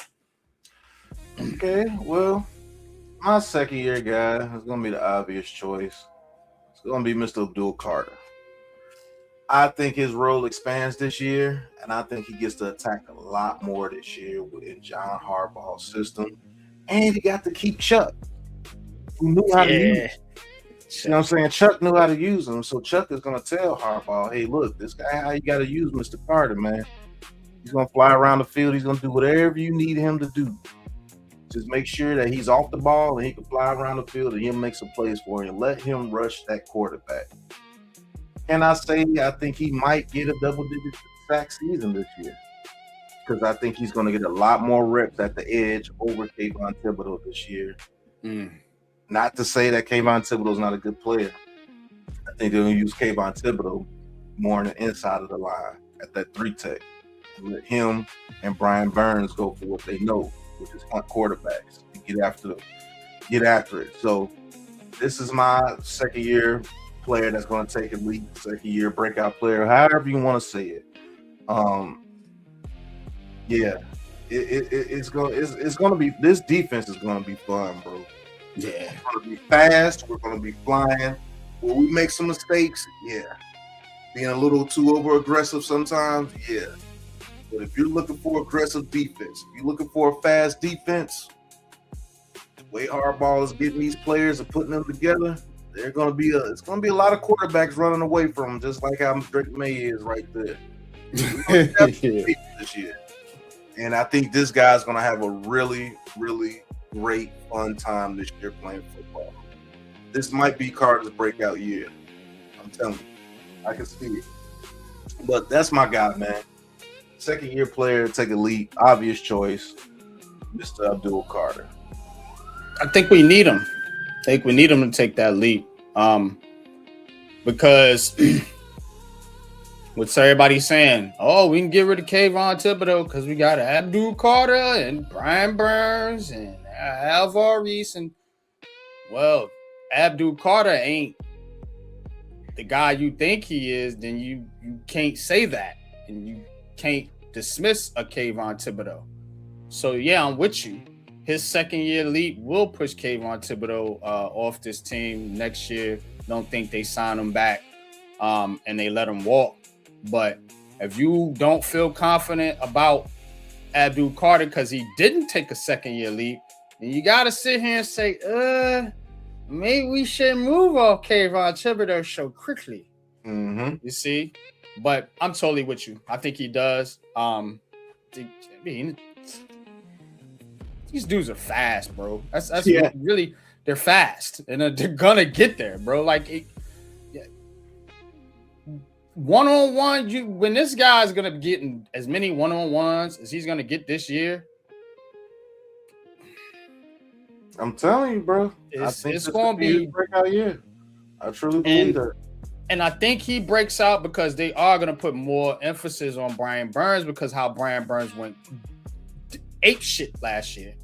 So we ain't going to let this 16.5 dude beat us again this year. We're going to have to let these rookies prove that they're about something. And he's going to get that one coverage, as is Arville Reese and Kayvon Thibodeau, Tremaine Edmonds, and all of them. And the boys up front, they're going to get one-on-one coverage. I'm telling you right now, because they ain't about to let Brian Burns cook. Brian Burns is a monster. They ain't about to let that dude eat him up again next year. You know, another reason why I say that he can break out is because the defensive tackles that we signed. Now it's not, the onus is not all on one dude. And Dexter, as great as he is, that's a lot of pressure to put on one person. So we got big boys like Shelby Harris and DJ Reader in there. DJ Reader is taking 2. Shelby Harris is showing that he can take 2 at any time as far as getting blocked. So if you got those big boys up there doing all that work, this dude's going to be slipping through cracks and coming in there hitting people immediately, holding it. Man, this defense might be fun as hell to watch this year, bro. Harbaugh was not – I told you that he was going to do that shit. I said, look. He's going to get about 5 defensive tackles, and he's going to make sure that people are fresh all game long. That's how we used to do it. And so, bro, you got Carter can come at you. Thibodeau can come at you. Burns can come at you. Reese can come at you. Evans come at you. Do people understand that the Giants invented this type of defense? Yeah. Literally. We witnessed it, bro. With the NASCAR package. Steve Spagnuolo invented positionless defense with the NASCAR package. That's a fact. It was not heard of before, having all those edge rushes out there like that. So anybody else you've seen do that throughout history from that point was copying the New York Giants style. Now we coming right back to where it all started, and guess what? You bringing a coach in that's about that because he learned the same shit and did the same shit in Baltimore. That's why why you think they came over here talking that positionless defense crap? Yeah. You know, well, it's not crap, but that's why they was talking it because what it really is what it was really called was the NASCAR package. Now everybody's calling it positionless defense, you know, but that's what it was. You know, because when you talk about positionless defense, you're really talking about your front 7, not so much your back end, even though you could swap safeties down, strong safeties or whatever, and nickel corners, but it's really your front 7 where you can put those dudes at linebacker, tackle, and edge or wherever. We right back there, bro. Right back to where we started. That's a fact. But all right, let's get to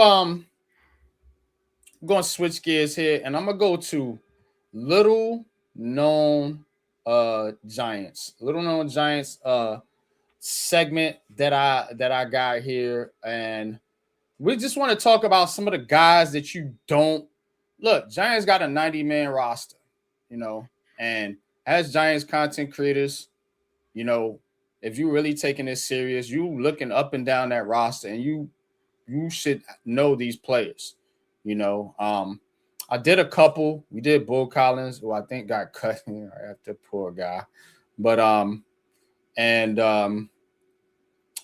the linebacker Zaire Barnes.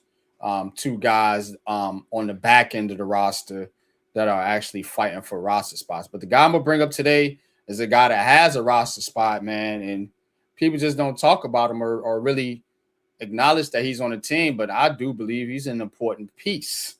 So let's do this. Let me bring a beat up and let's get into Lil Known Giants. All right. I don't have a switch for this. Whatever, don't matter. It don't matter. I thought I had. God damn you, NYG. All right, whatever. We got it. Chauncey Golston. So let's bring it up. Chauncey Golston. Look, man. Chauncey Golston is the backup. I think D tackle to what's my man's name? Roy Robertson Harris. There you go. We got it right. So yeah, he's the backup 3. Also showing him as a backup outside linebacker as well. But I think he slides more down into that 3 tech position right there. You see his games. Actually, 74 games with 17 starts. Those is Dallas Cowboys numbers right there. So just add 1 sack and 10 games to that. But so 10 sacks, 151 tackles, I believe, and 10 sacks. So depth, right? Ain't we been talking about depth? So remember, Chauncey Golston came from the Cowboys. And that's why you seeing his Cowboys numbers right there. But dude, 6'5", 277 out of Iowa, of course. That last year with Dallas in 2024, dude had 5.5 sacks, 56 tackles, 8 quarterback hits, and a forced fumble. So, like I said, Giants defensive line was stacked last year, and it's even more stacked this year. So last year, didn't get in a lot of games, 10 games, 1 start, 1 sack, 20 tackles, and a quarterback hit. Chauncey Golston is good depth on that line, and I want them to put him down, like you said, at that 3 technique, at that 3 tech, and not have him as a backup outside linebacker, because you got enough of those, I believe, as of right now. Because you got to remember, the Giants also have this dude, Caleb Murphy, Sam Roberts as well. And as you guys mentioned, Darius Alexander, who can play the 3 as well, the 3 tech as well. So I think when you add him to that group and you just leave your outside linebackers like they are with Thibodeau, Carter, Edmonds, McFadden, Reese, Burns, so on and so forth, I think you kind of maximize your depth more, because you got Chauncey Golston to come in with Shelby Harris, with Roy Robertson Harris, with Alexander, man. And I'm telling you, not a slouch. Everybody was hyped for this dude when he came. Not super hype, but everybody was like, yeah, man, you got Chauncey Golston, man. It's a good edge rusher, good depth, whatever. But the Giants be asking dudes to come in and be like the man. Don't look at him like the man, but look at him as a piece to where if something happens, remember you got this guy. Remember why I do this? Because we always have injuries throughout the season. It's inevitable. I can't say who's going to get hurt, can't say how they're going to get hurt, and I can't say when, but I can say is that when it does happen, you can count on a guy like Chauncey Golston because he's a veteran in this league, and despite being a veteran, I think he's only 28, still an under 30 guy. So to have a young guy, a young vet on your team like that with experience, I think is important. And if you have to, Burns goes down for a couple games or anything like that, or Carter or somebody, or maybe you need to give Shelby Harris or Roy Robertson Harris or somebody, one of the Harris brothers, a rest. You could put Golston in, and I definitely think he's solid. Not going to wow you, of course, but he's solid, and it gives me just even more confidence when I see guys like this, guys that were starters. Remember, this guy was a starter. You know, he started 13 games in 2024 for Dallas. Came here, he only had to start one game last year, but this guy can start for you if needed. Don't want him to be your number one starter, but he can start for you if needed, and I do think that's important. What is your thoughts on Chauncey Golston, Pat, as we talk about some of the little known giants here? I think Shelby Harris is a very good Chauncey Golston. Yeah, man, Chauncey Golston. I said Shelby Harris. Looking at a comment, but Chauncey Golston, he's a very good depth piece for us. And which is crazy because we've gotten so many people that this dude is like buried. Because remember, we got Leaky Fotu. Mm-hmm. Darius Alexander, then it's him, then it's Andrew Reader, a bunch of other guys that, man, this is crazy, man. A guy like him could be on the roster bubble. Let's just keep it a buck. Yeah. Unless he finds his way as like the fifth edge rusher that we have, because he's going to be behind Arville Reese. And let's keep it a buck. Jack Kelly has experience at edge rusher too, so Jack Kelly can get in there and rush that passer as well from that linebacker position. So this is, I mean, it's a good problem to have. It sucks for him because I actually think he's a good player. Mm-hmm. So, man, let's see what he can do. And it's not like he's trash because he's one of the top 3 techs against the run when he was with the Cowboys. When they put him at 3 tech, that's when he shined. Yeah. Now let's see what he can do. But little known Giants, little people do forget that he is actually a New York Giant. He's actually a New York Giant, and he's actually a guy that had the potential to start for you. You know what I'm saying? So again, it's not a decent contract too. Signed third, yeah. So let's keep it 100. You know what I'm saying? Remember, you signed him. You signed Roy Robertson Harris last year to add depth to your team, but you were signing those guys to kind of be major pieces. Mm-hmm. Right now, neither one of them is going to be a major piece on this team. You got so much depth on that defensive line, so. Yeah, having him as a good backup is fucking fantastic. Never wanted to see this guy be my second edge rusher though. You know, no. I wasn't I wasn't on that. That's why they went out and they got the linebackers they wanted, because now you can actually put this dude on the defensive line where he belongs, and I'm with you on that. But let me know when you're ready to get to your film review. And then we're gonna close out with Inside the NFC East. All right, so we're gonna be talking about one of the guys that NYG mentioned earlier, Mr. J.C. Davis, left tackle / left guard for the New York Giants. We drafted in the 6th round, and we're gonna see exactly what John Harbaugh sees in this kid and see if he can actually do what NYG wants him to do, and that's push John Ryan out the door after this year.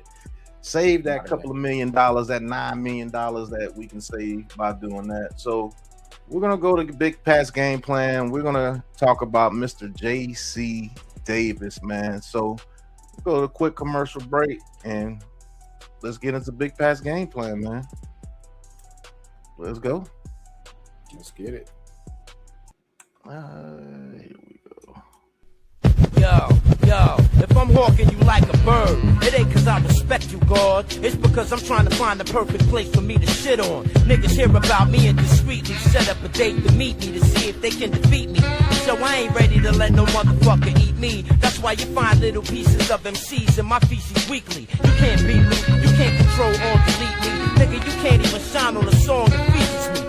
Slippery saliva keeps my delivery tighter, enabling me to outmaneuver Russian MiG fighters, launching missiles of whack rap artists like they was targets for coming abroad and market with that garbage. From downtown Newark to South Orange, niggas is paying homage. I batter you for anything you own worth pawning. Rap and snap at your ass crack like bear trap. Contaminate your air sacs like tear gas. And I swear, black, you try to batter me, you won't last. I turn your ass into the artist formerly known as gay ass bag. Blow you to ashes with my tactics. Strip you naked and make you hug a cactus, you bastards. From the how can I be down conference to the Gavin. Whack MCs get slapped in their faces for rapping. For absolutely no rhyme or reason I start beefing. Spitting words is faster than Puerto Rican speaking. The keys for me to make an example out of somebody you respect. And that'll discourage you from trying to test.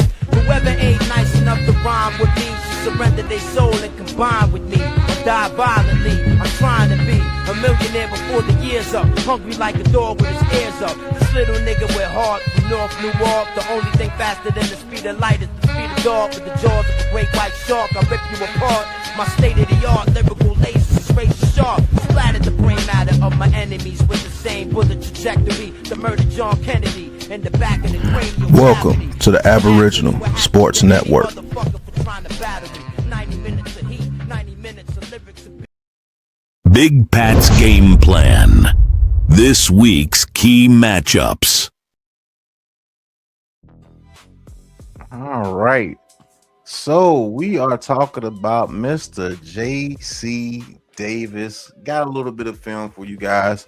And just to show you guys exactly what they are seeing in J.C. Davis, man. So we're going to go. Let's see. Playback speed. Let's 0.8. All right. So this is going to be J.C. Davis right here to the right on your screen here. And we're going to see exactly what the New York Giants see in him and why they picked him up in the 6th round. And he's also going to show why he went into the 6th round a little bit here as well. So let's go ahead and get it to the play. You see, he gets out pretty quick. Gets out quick. But a good person, a good edge rusher, they can beat him to the inside with him trying to get out there so fast like that. But they engage, gets him, you're not going anywhere. If you run straight into him, you're not going anywhere with this kid. Like, he's strong as an eye. And he has quick recovery speed to recover if you do get to beat him on certain situations. So here we go again. Number 0 again.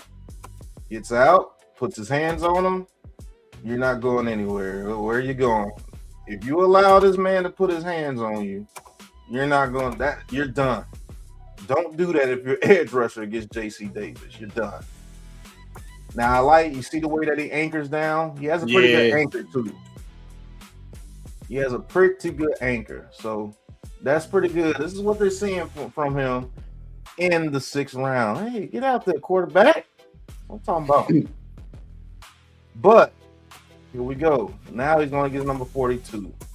Now, you see his kick steps, which is cool. That's what we try to get Evan Neal to do. 1, 2. All right, on the 3rd one, puts his hands on him, but look. Whiffs. What do we say about lunging? Yep. You know what I'm saying? 1 kick step, 2 kick step, trust your feet, sit, get balanced, don't lunge. Because they're gonna just go right there, right in the screen. Yep. And that's why he has to work on some things, you know. That's why right there. All right. Got another play coming up. Now you see how quick he got out there to get that block, which is pretty good. He got out there pretty quick. 1 lunge. Yeah, you really only took him 1 lunge to get out there. He is working number 0, I'm telling you. But work number 0, and you're not. That's the edge rusher from. I think that's Brown, ain't it? Brown or is it Moore? Moore. There you go, Moore. Yeah. Yeah, he's working Moore over out there. So he gets his hands on you, is a right. All right. You see him step. All right. Now you see there. Is Moore 8 or 0? I have to see because Moore, I think. Now, even though he has large arms and large hands and long arms, he tends to let people get in his chest as well. And you see how he got in his chest? So bull rush. Can he withstand a bull rush in the NFL? That might be. I think more might be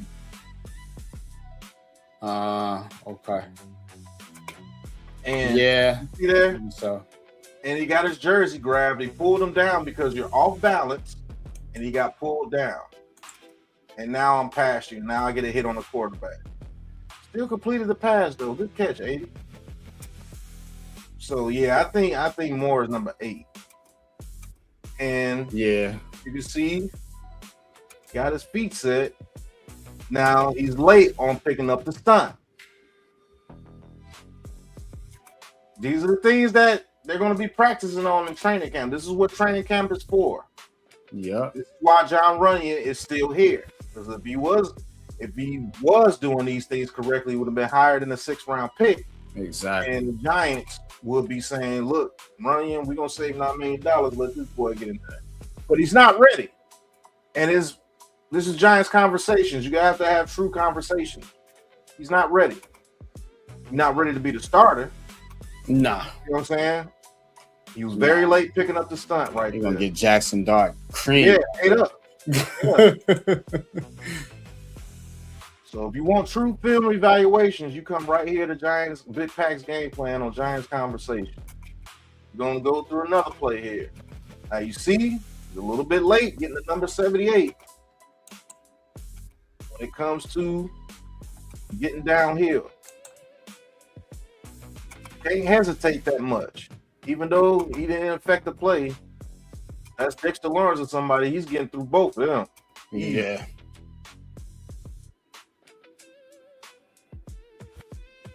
Honest evaluation. Here we go. And this is in the run game. Now you see there, holds him up, pushes him out. Now he did very good right there. He just let him run past. You know what I'm saying? Run him right past the quarterback. That running back got the business. Yeah, that running back. That's Barham. He got the business right there. But yeah. 34, he did his job there. I trust him more in pass protection when it comes to actual speed rushes and pushing them away from the quarterback. But guys that got spin moves or rush moves, I don't trust them right now. So, what do you notice right here? His man is in front of him running towards the ball. He's running behind him. Can't do that. Nope. I need you to get your big behind back. Number 74. Yeah, I need you to get your big behind out there and put somebody on their ass. Don't whiff on them. Even though that was a little guy, he probably ducked underneath him and ran away from him and then cut in front of him. But you want the number 74 to be putting somebody on their ass in a play like that. All right, nice 2-step. And see, number 0 beats him to the inside because he gets a little too anxious on his stick. You see? And so now he gets himself off balance. Number 0 sees that, puts his right hand on his inside shoulder, and just pull. But he had a little help from the guard, so it was okay a little bit on that. And you will be sounding the alarm if you have him out there immediately. Yeah. I'm already seeing it. Yeah. Here's another kick step. You see there? He's gonna have to be a little bit more aggressive with his hands. You have to put your hands on him before that defensive end gets you. Yeah. He's got to work on that for sure. That's why I'm thinking maybe he goes to guard. Yeah, he goes. I think that's why they're moving him to guard. This is the exact reason why they're looking at. You see what I'm saying? Yeah, you see that. This is exactly them speed edge rush is going to give him problems. And if you can move speed to bull rush, you're going to get him almost every time. So they had to chip him right there because they saw he was struggling a little bit. But once he gets his hands on you, you're good. So that's why I say you're putting these big refrigerators in small spaces. Yeah. Because once he when he gets his hands on you, you ain't going nowhere. So that's why you want him at guard. There's a better chance to get your hands on the mofo. You see what I'm saying? But you put him in space. You see how he's missing? Yeah, he's lost in space. So he's, you know what I mean? He's not. Yeah. Again, got his hands on you. You're not going anywhere. In the run game or the passing game, yeah, Moore is number 8. Okay. So, yeah, number 0 just ain't got it. That's what that is. He's getting business. So, I mean, that's a little bit from J.C. Davis, man. This has been Big Pat's game plan. And now you see why. You see, when he gets his hands on you, you're not going anywhere. But now you see why he was a 6th round pick. And I do believe that give him some training, let Coach Harbaugh get him coached up. And I do believe he could be a very good guard for us. But at tackle, he's definitely going to need a lot of work at the tackle position if you want him to be your primary swing tackle, which I think that's going to be Marcus Bowe anyway. So he's going to be a backup left guard for us. And I can't wait to see what they do with him in the preseason. This is why you're a coach. You coach him up. Shout out to Coach Ed. Coach Ed would love to coach this guy up. So that is J.C. Davis, man. Big Pat's game plan. And can't wait to do the next one for you guys, man. Y'all hit that like and hit that subscribe button for us, man. Definitely. Big Pat's game plan. This week's key matchups.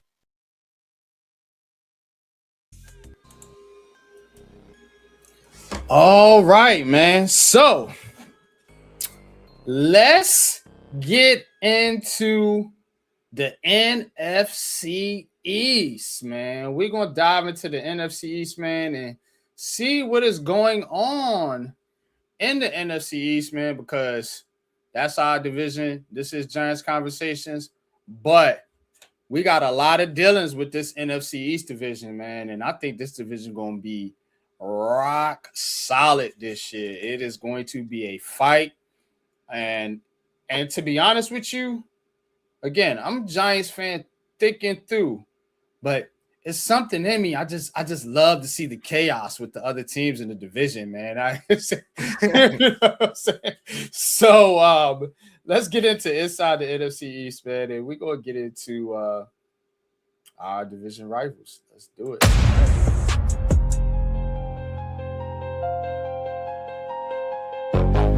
Giants, Commanders, Cowboys, Eagles. Welcome to Inside the NFC East. All right, let's start it off here with the Dallas Cowboys. All right, Cowboys news. You see it up there on the screen. George Pickens signed the tag. So he will play for Dallas. Dallas still not willing to give him a long-term deal. So this is a 2026 primarily looks like a one-year deal. Looks like they're going to be off the Pickens train. So trying to squeeze that lemon and get one more year out of George. So Pickens signed the tag. He will be in Dallas.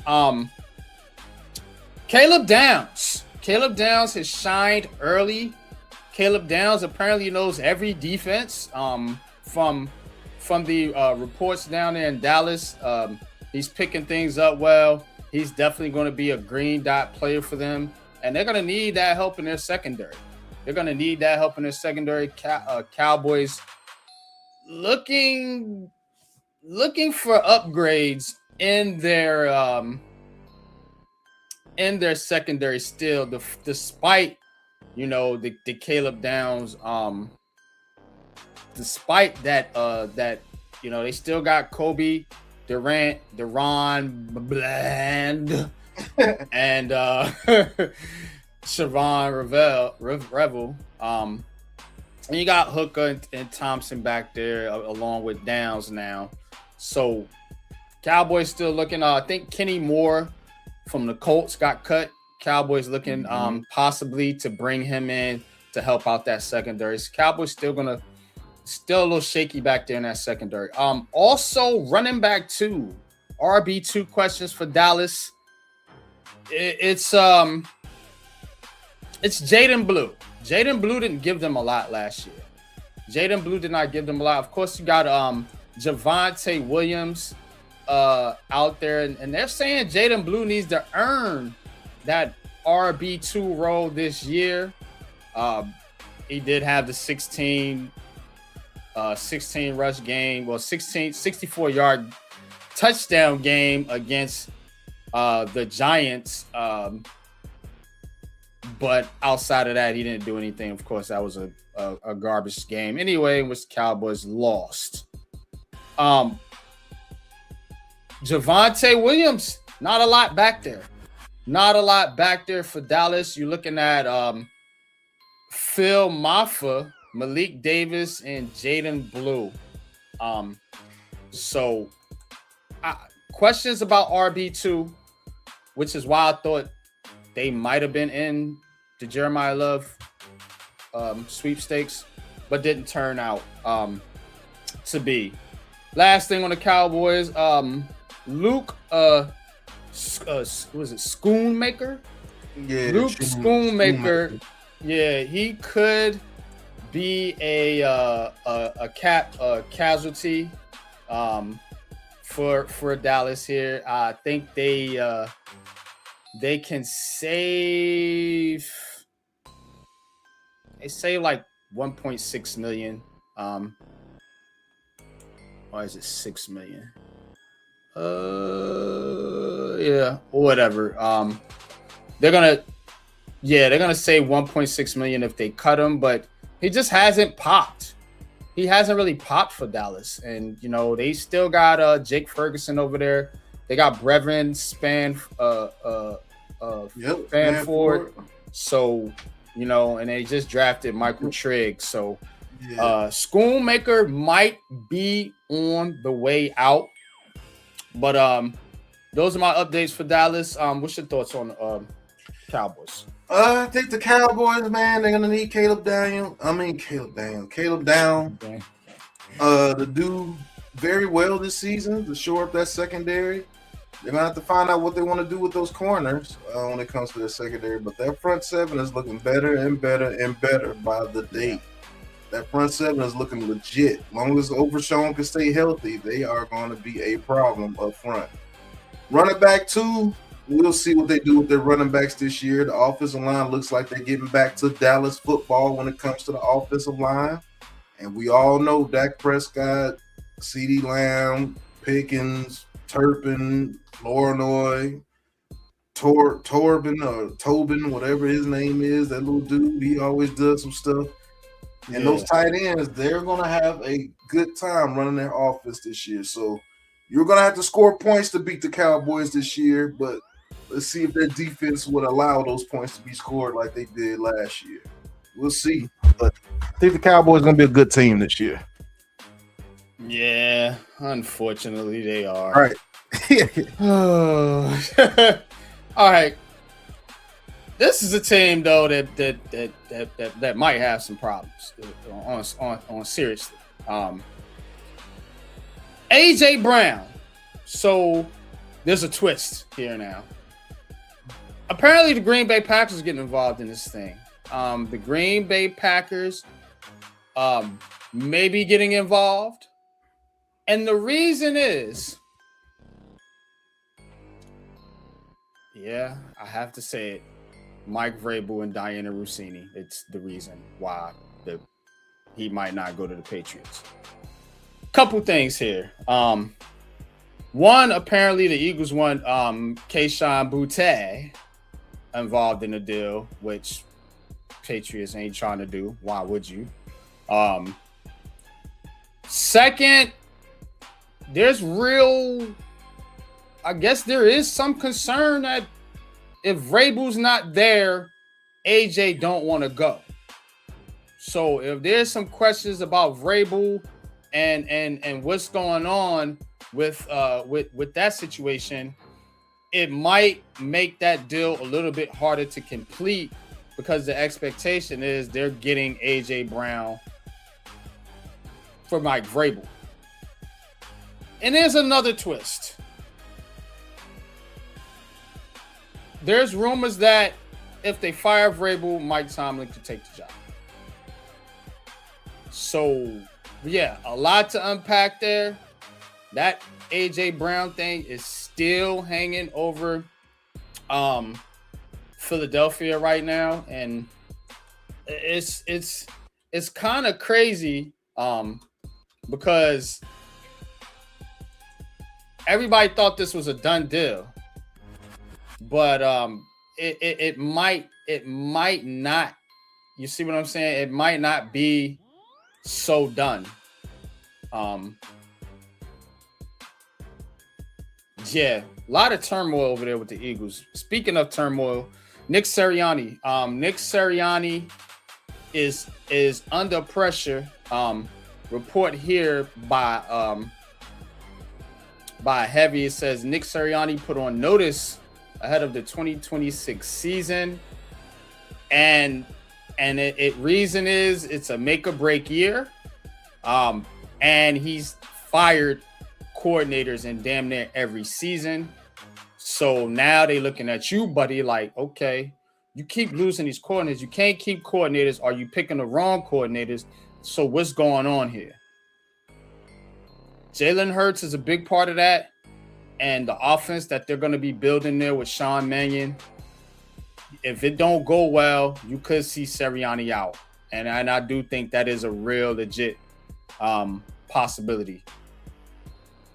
And then there's Cole Payton. Cole Payton, the quarterback that they took. What school does he go to, Pat? Slipping my mind, buddy. Cole Payton. Yeah, North Dakota State. Cole Payton, quarterback, 6'3", 233. He is a lefty, but they're looking at this kid as a Taysom Hill kind of comp. You know, runs a 4.45.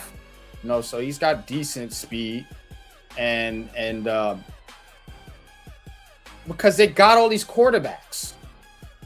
They got a bunch of quarterbacks. You got Hurts, you got Tanner McKee, you traded for Andy Dalton, and now you got Cole Payton. So they trying to get something or somebody, I believe, where they can do those trick plays, and they need to add more to their offense. I think that's what the Eagles are trying to do. I'm just gonna be honest with you. They're trying to add layers to their offense because it's bland. And if you get rid of A.J. Brown, it's going to really be bleh. So, like, you're going to have to get creative. So look out for Cole Payton packages over there with the Eagles. And last thing is they need safety help. Remember, they lost Reed Blankenship, and because they're looking at Kenny Moore as well. I think all the NFC East teams are looking at Kenny Moore, from what I've been gathering. That is the corners out of Indianapolis from the Colts. And the thing is, can you convert him to safety?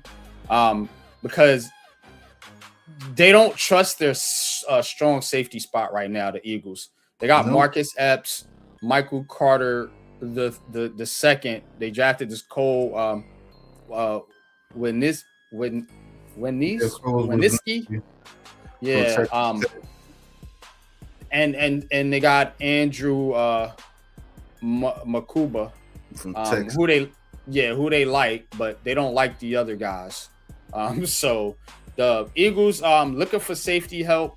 Of course, you know they got Mitchell and Rick Woolen and Cooper DeJean out there as well, but they're looking. I think they want help in as safety, particularly strong safety. And yeah, so that's it for the Eagles, man. But they got a lot going on over there, man, with Philly, man. What's that Philly fan in there, man? I'd like to hear from him, man. What's your thoughts on this team right now, man? Because when I do this, I actually go in and do research. I'm just not like I'm looking at what's going on with these teams, and it's that was cannabis rapping, but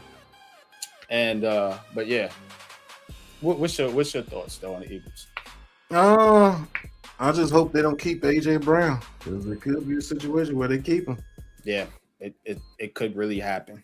And if they got him, and if he's on board with him, Smith, and the boy Kyle Lemon, it's gonna be a problem with Barkley. Yeah. But the whole Cole Payton Taysom Hill comparison, I can see that. I don't know if he's gonna be as good as Taysom Hill, but that's the role that you will play with him. Nick Sirianni on the hot seat. Very, very, I think it's very true. And they do need some safety help, and I think they actually need some corner help. Because when you're able to run the ball, those boys get exposed. But if they're able to get to you and make you one-dimensional, then that's when they start balling. But we'll see. But the Eagles, yeah, definitely got to get AJ Brown out of there, man. Yeah, man. So last and probably least, to be honest with you, is I don't like this team.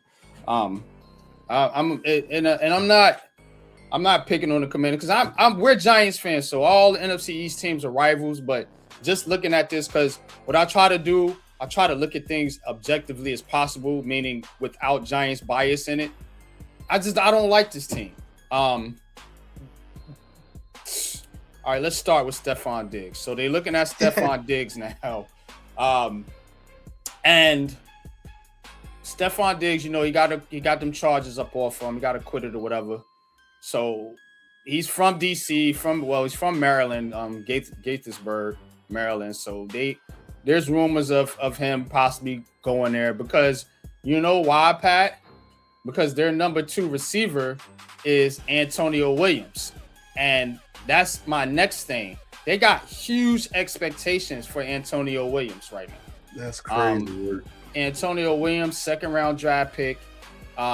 He's 5'11", so slot guy. And you looking at what the Eagles and Giants, even Dallas is doing when they bringing in these big corners, these physical fast linebackers. I don't know, bro. I think they're going in the opposite direction of the other teams here. But there are huge expectations for Antonio Williams. He is a good receiver. Don't know if he's going to be in and become the number 2 besides Terry McLaurin, who himself has had a down year last year as well. I know because he was on my fantasy team, didn't do a motherfucking thing. Sonny Styles, there are good reviews on Sonny Styles, so you do have that going on. He fits the part. He is expected to fit the part. Gonna be a green dot dude. And like you mentioned earlier in Giants Convo, we was talking about the 52 numbers. So he has 52 along with Arville Reese. So it's they putting a lot on him too. You know what I'm saying? They are putting a lot on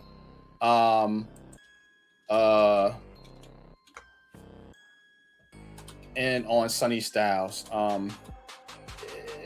It's kind of like I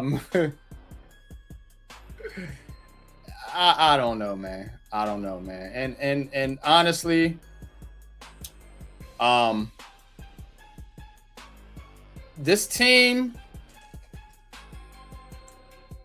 is probably the worst in the division. And like, I'm not just saying that. The analysts are saying that. One analyst quote, I was trying to bring up the article, couldn't bring it up for you guys, but it's out there. Trust and believe me. Just trust me.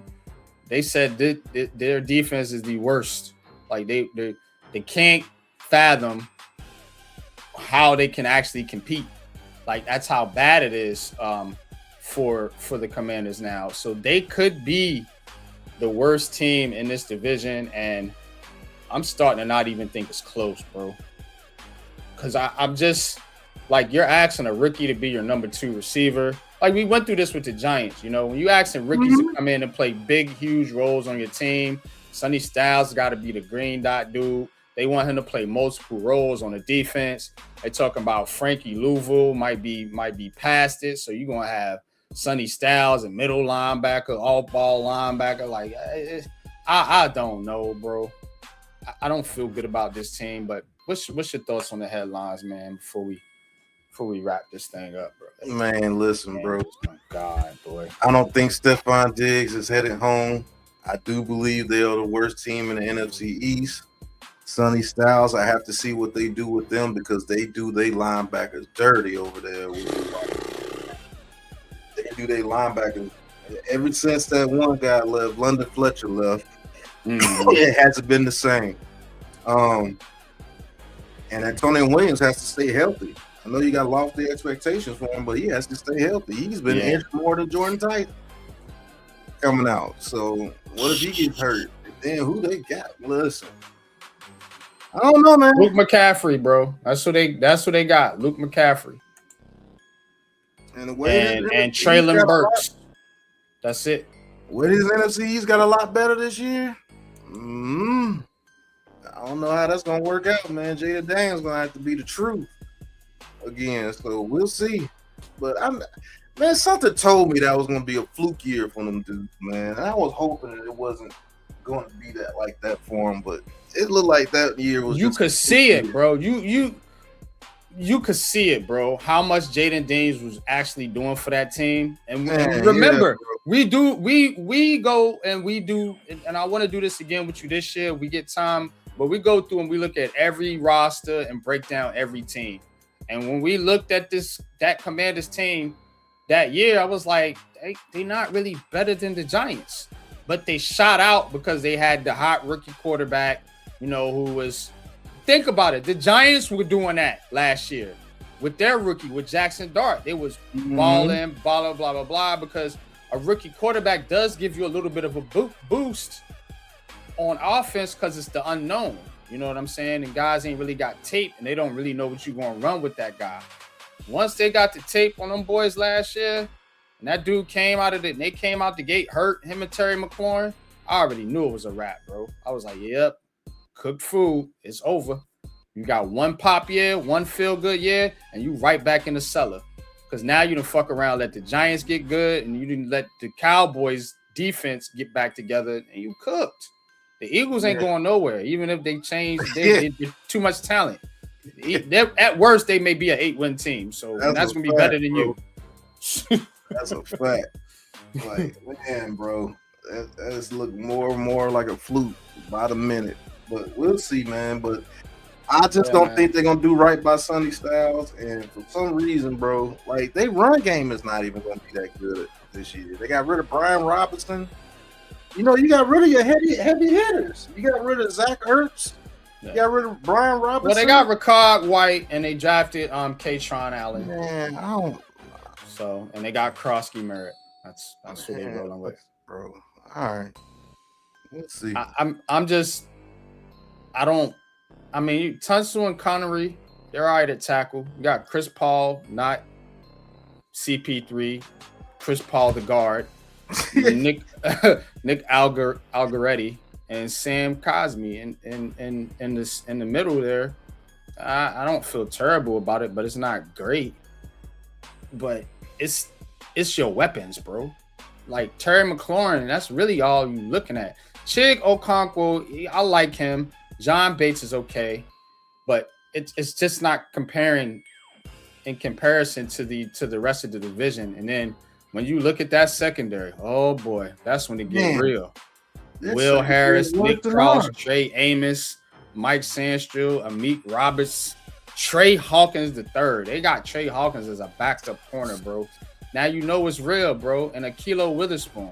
Those are your backups, bro. Like, I can't. It's not going to work. Sonny Styles, yeah, he's cool. Leo Chanel, like him. But you got Odafe Owe and Kalavion Chiason as your edge rushers. I don't feel great about it, bro. I don't feel great about it at all, bro. So, yeah. Real with you, bro. It ain't everybody that got better, bro. Even our receivers done got better. Yeah. Like, let Malachi Fields get busy on y'all. Yeah. Man. Yeah. It's bad. Not easy. The analysts are saying this about the Commanders. They're saying that the Commanders are going to be bad. And I'm saying that too because of their secondary. And they don't have the edge rushers that the Giants got. You know, the Cowboys, they went out, got Gary and Quentin Williams, and you already know what the Eagles is dealing with.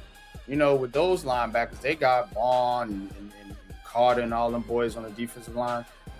I am literally talking. The Commanders don't give you that hope of, look, we could all be wrong. And I don't come from this from a mainstream media standpoint, easy. I'm telling you what the media is saying, and in this situation, I'm agreeing with the media because of what I'm seeing with my own eyes. Now, I will say, offensively, if Jaden Daniels is healthy, they should be able to keep up somewhat. Defensively, I don't see it. I don't see it. Stopping the run, I think they'll be decent. When teams go back to drop back to pass, I think it's a wrap. Because I don't think they have enough edge rushes, and I think the secondary is weak. So yeah, they'll be good at stopping the run. This is taking an analytical approach. I'm doing it right here live for you. They'll be good at stopping the run, I do believe. They're going to be ass against the pass, and their offense is going to be helter-skelter. Like 1 week, they'll probably put up 40. The next week, they'll barely score 10. I think it's going to be like that. It's going to be matchup based because I just don't think they match up with a lot of teams the way they're built. They're kind of built like the Giants were trying to build their offense, like this kind of basketball-ish style of offense where John Harbaugh kind of says, scratch that. We're going in here. We're going to run the football. Enough of this bullshit. You know, I don't think the Commanders got that message entirely. Everybody else in the division got it. I don't think they got it quite yet. Yeah. So you're a Commanders fan. I get it. Our rush offense would be the best in the division. If Jaden Daniels is healthy, you could give guys a run for their money. I'll say that because he's going to add to that. The running back. You know, I like the tackles. They're not bad, but honestly speaking, do you want your quarterback like pushing your run game like that? Because like running back wise, I think you're okay. I don't think you have a guy to be scared of. You know, I think the fear on the team is that quarterback, Jaden Daniels, who I said was the best quarterback coming out in that class. But you got to keep him healthy. But yeah, that's a wrap. Put a bow on this segment, and we'll come back at you next week, man. Y'all tap in for Inside the NFC East, and I promise you, I will take an analytical approach. It's StreamYard's doing this thing again. Go ahead and switch it out for me, bro. This thing right here getting on my nerves. Be right back, bro. This was the Inside the NFC East. Let's get it.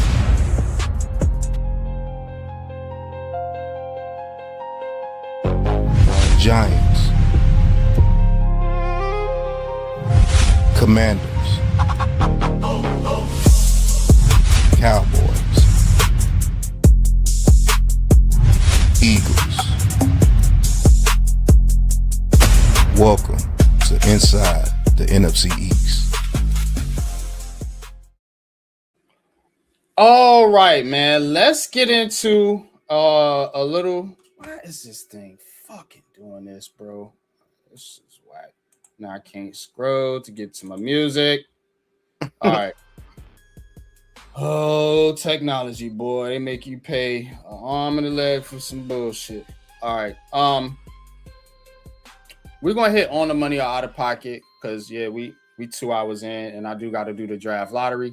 So let's do On the Money or Out of Pocket and get up out of here.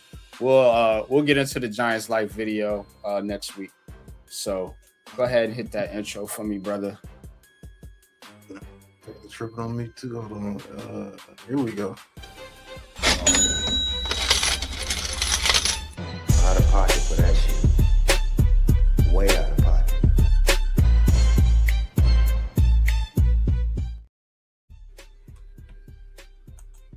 All right, man.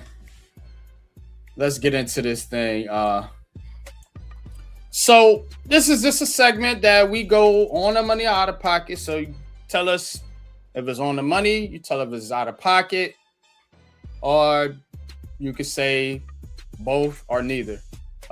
So all right. We talked about rappers earlier, remember? Got another one out here. Former Giant, let's get it. Former Giant Jabril Peppers trying his act at the rap game. Now, I can't play a lot of it. We don't want to get copyright. I'm gonna give you about 5 or 10 seconds of it, but y'all can go look this up on new single. Point him out, Jabril Peppers. Let's hear him. Point him out, bring him to the section. 100 back for him. Both them bitches pressure. Shaking ass, get a sex. Dig a bag, they in a rush. All right, so Jabril Peppers making his rap debut. Point him out. The problem is ain't nobody pointing him out because he's a free agent and he's still unsigned. Oh boy. NFL rappers, man. What you think about Jabril Peppers, man? Peppers, remember Pep?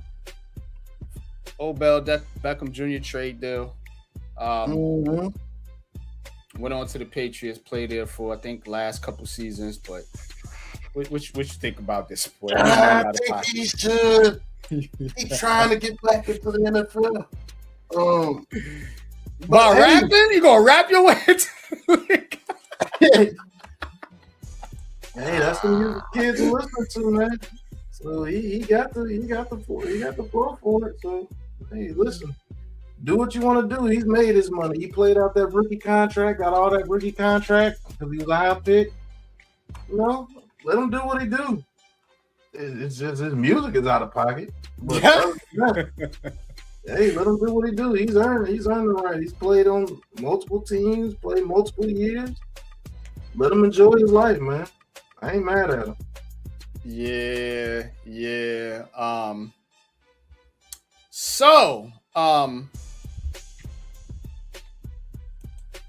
Let's go to the next one. And here, let's see.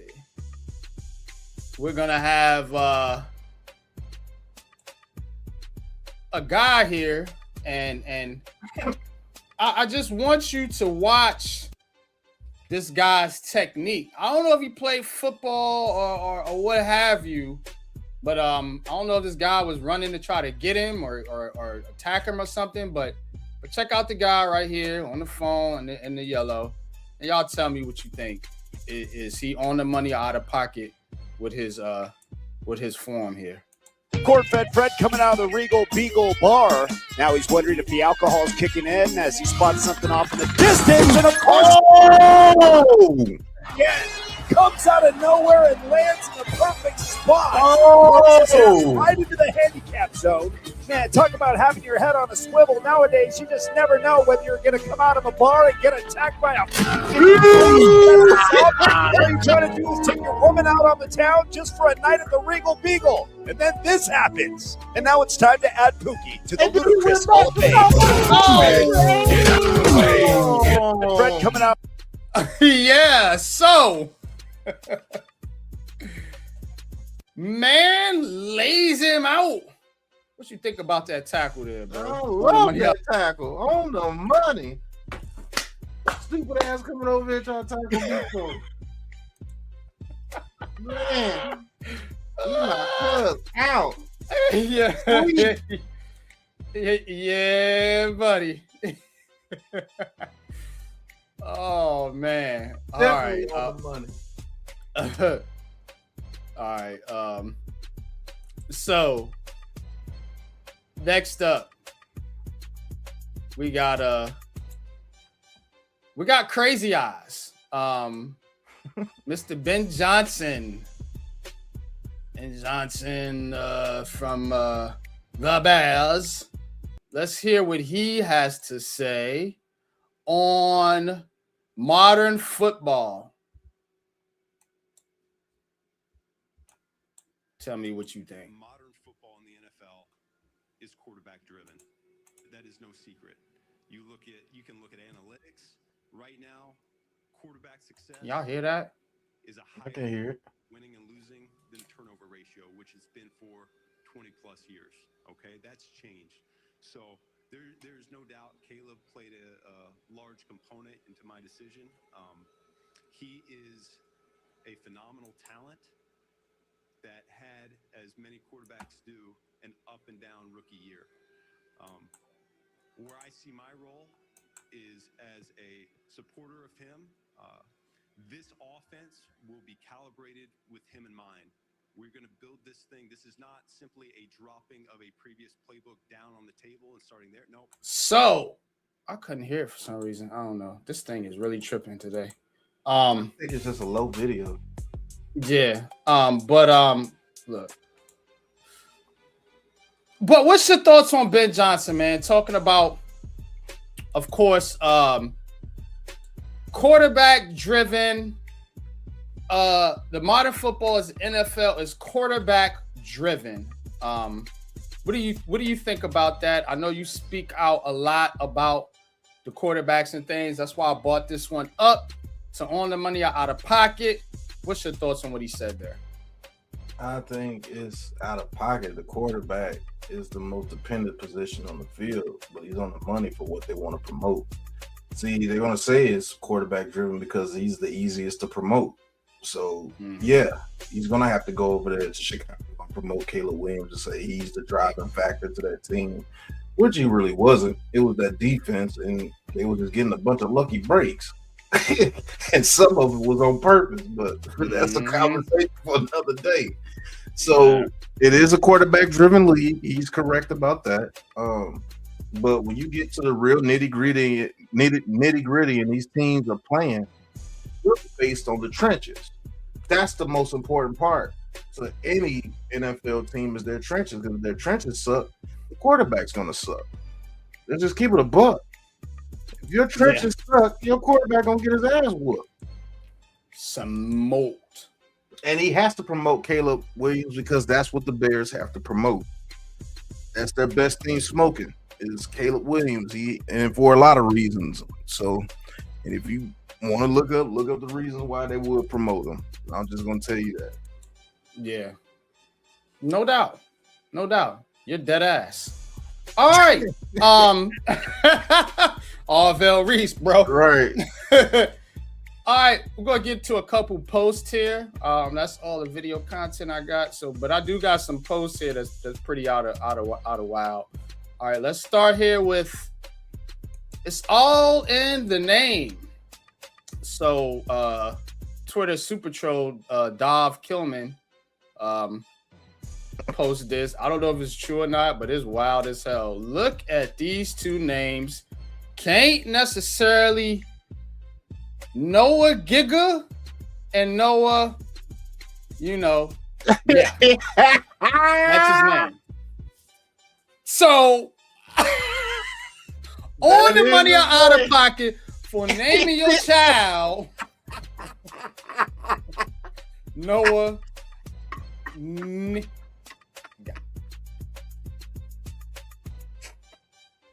he looks the part, doesn't he?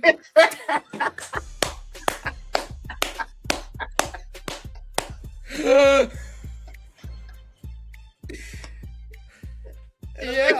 No nigga. I know a nigga, boy.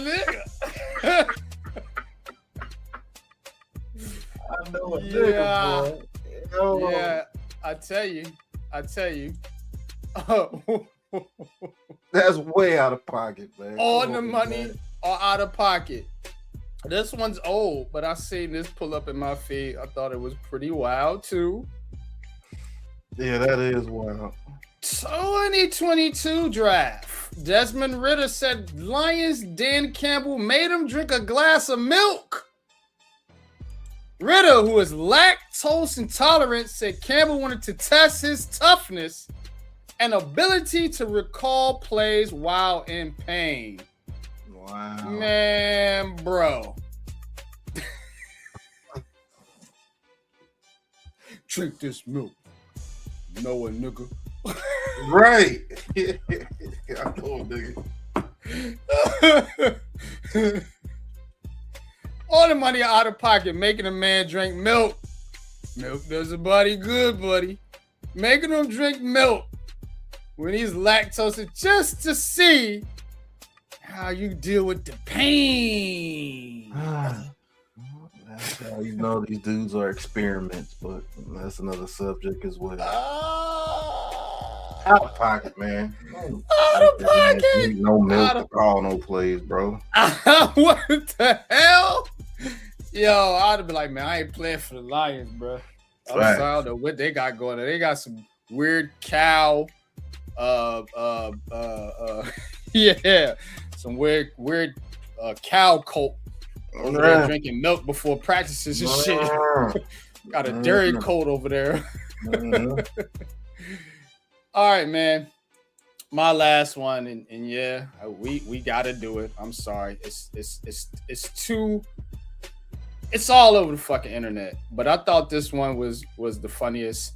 Shout out to Tap Saxon of the Giants Twitter community for this post right here. Says, I've been holding on this one for a long time, and I always knew it.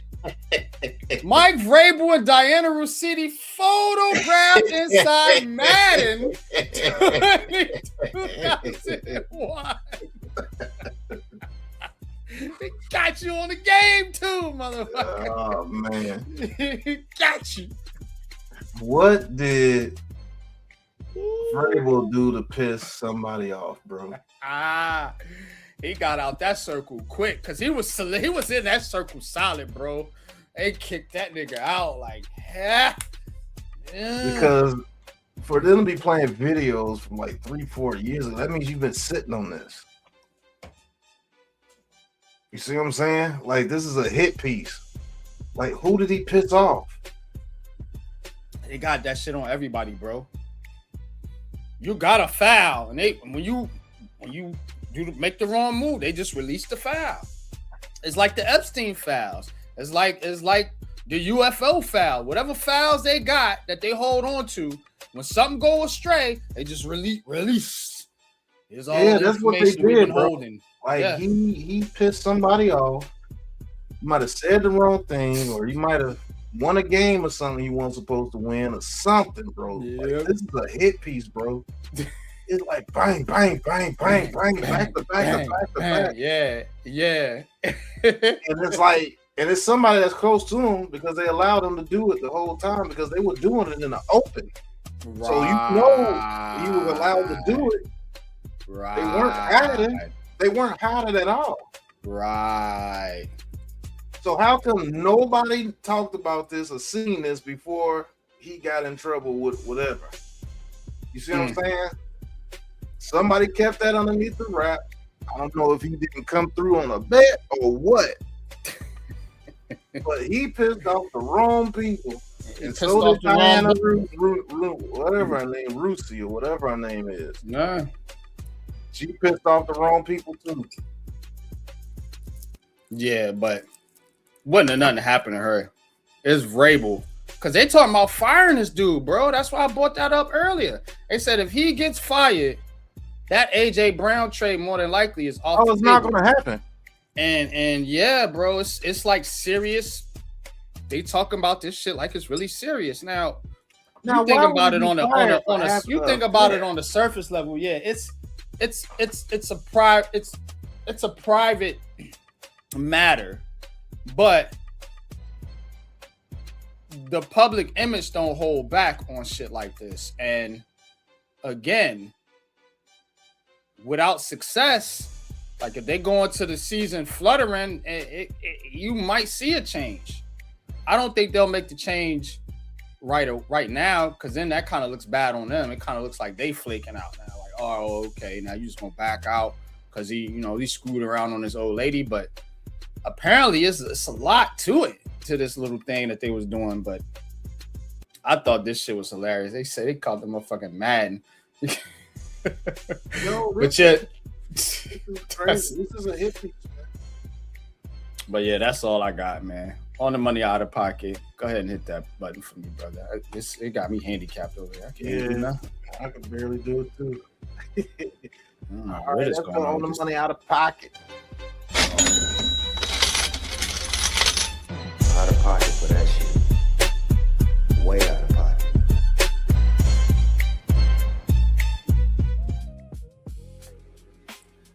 All right, man. We can go ahead and wrap it up. And yeah, but Giants rookie minicamp is over. Next phase of this thing will be we got the schedule release. So schedule release will drop Thursday, I think. Yep. So we'll be right back here Sunday. I'm gonna save all my reactions and everything for Giants Conversation. So I'm gonna give it to you all in one show. So we'll be right back here Sunday for the schedule release. You know how we do it. We're gonna go win-loss. You know, do the usual. See what record they're going to do our pre-predictions before we get into the actual predictions, you know, at the start of the season. But we'll do our pre-predictions of what the Giants record going to be. Look at some interesting games. Look at some games that look at some matchups. You know, I know they got to go against old Dable this year. So we'll be seeing when those games will be played. And, you know, then we can kind of get our schedule together, you know, because we're going to cover everything for you guys this season, as well as Giants Conversation and New York Giants Full Access on Big Pat Sports Talk. That being said, man, dope episode. I appreciate the almost 100 in the chat, man, consistently, 80 to 100 in the chat, man. Thank you guys. We trying to make this one of the best shows out there on YouTube for the New York Giants community. So appreciate your love and support. Truly do. But that being said, man, I think we can put a bow on this one. Marcus bow on this one. And you know what time it is. Go ahead, take us out, brother. All right, man. This has been Giants Conversations, man, where we come to talk New York Giants football, man. Let's have a conversation about the things that's going on with the team. No bias, no super media things going on, just real dudes, real Giants fans having real conversations about the New York Giants, man. We talked about rookie minicamp. We talked about Fields, one of our favorite picks, NYG's favorite pick of this NFL draft. Gave you a little bit of J.C. Davis of why he was a 6th-round pick and why he has work to do in order to take over for a John Runyon. That's why John Runyon is still here. You see how we do things for you? Giants Convo. We have the conversation. That's the answer. He's not ready. And the film proves it. So, second-year players, all that and more on the money out of pocket was pretty doggone good.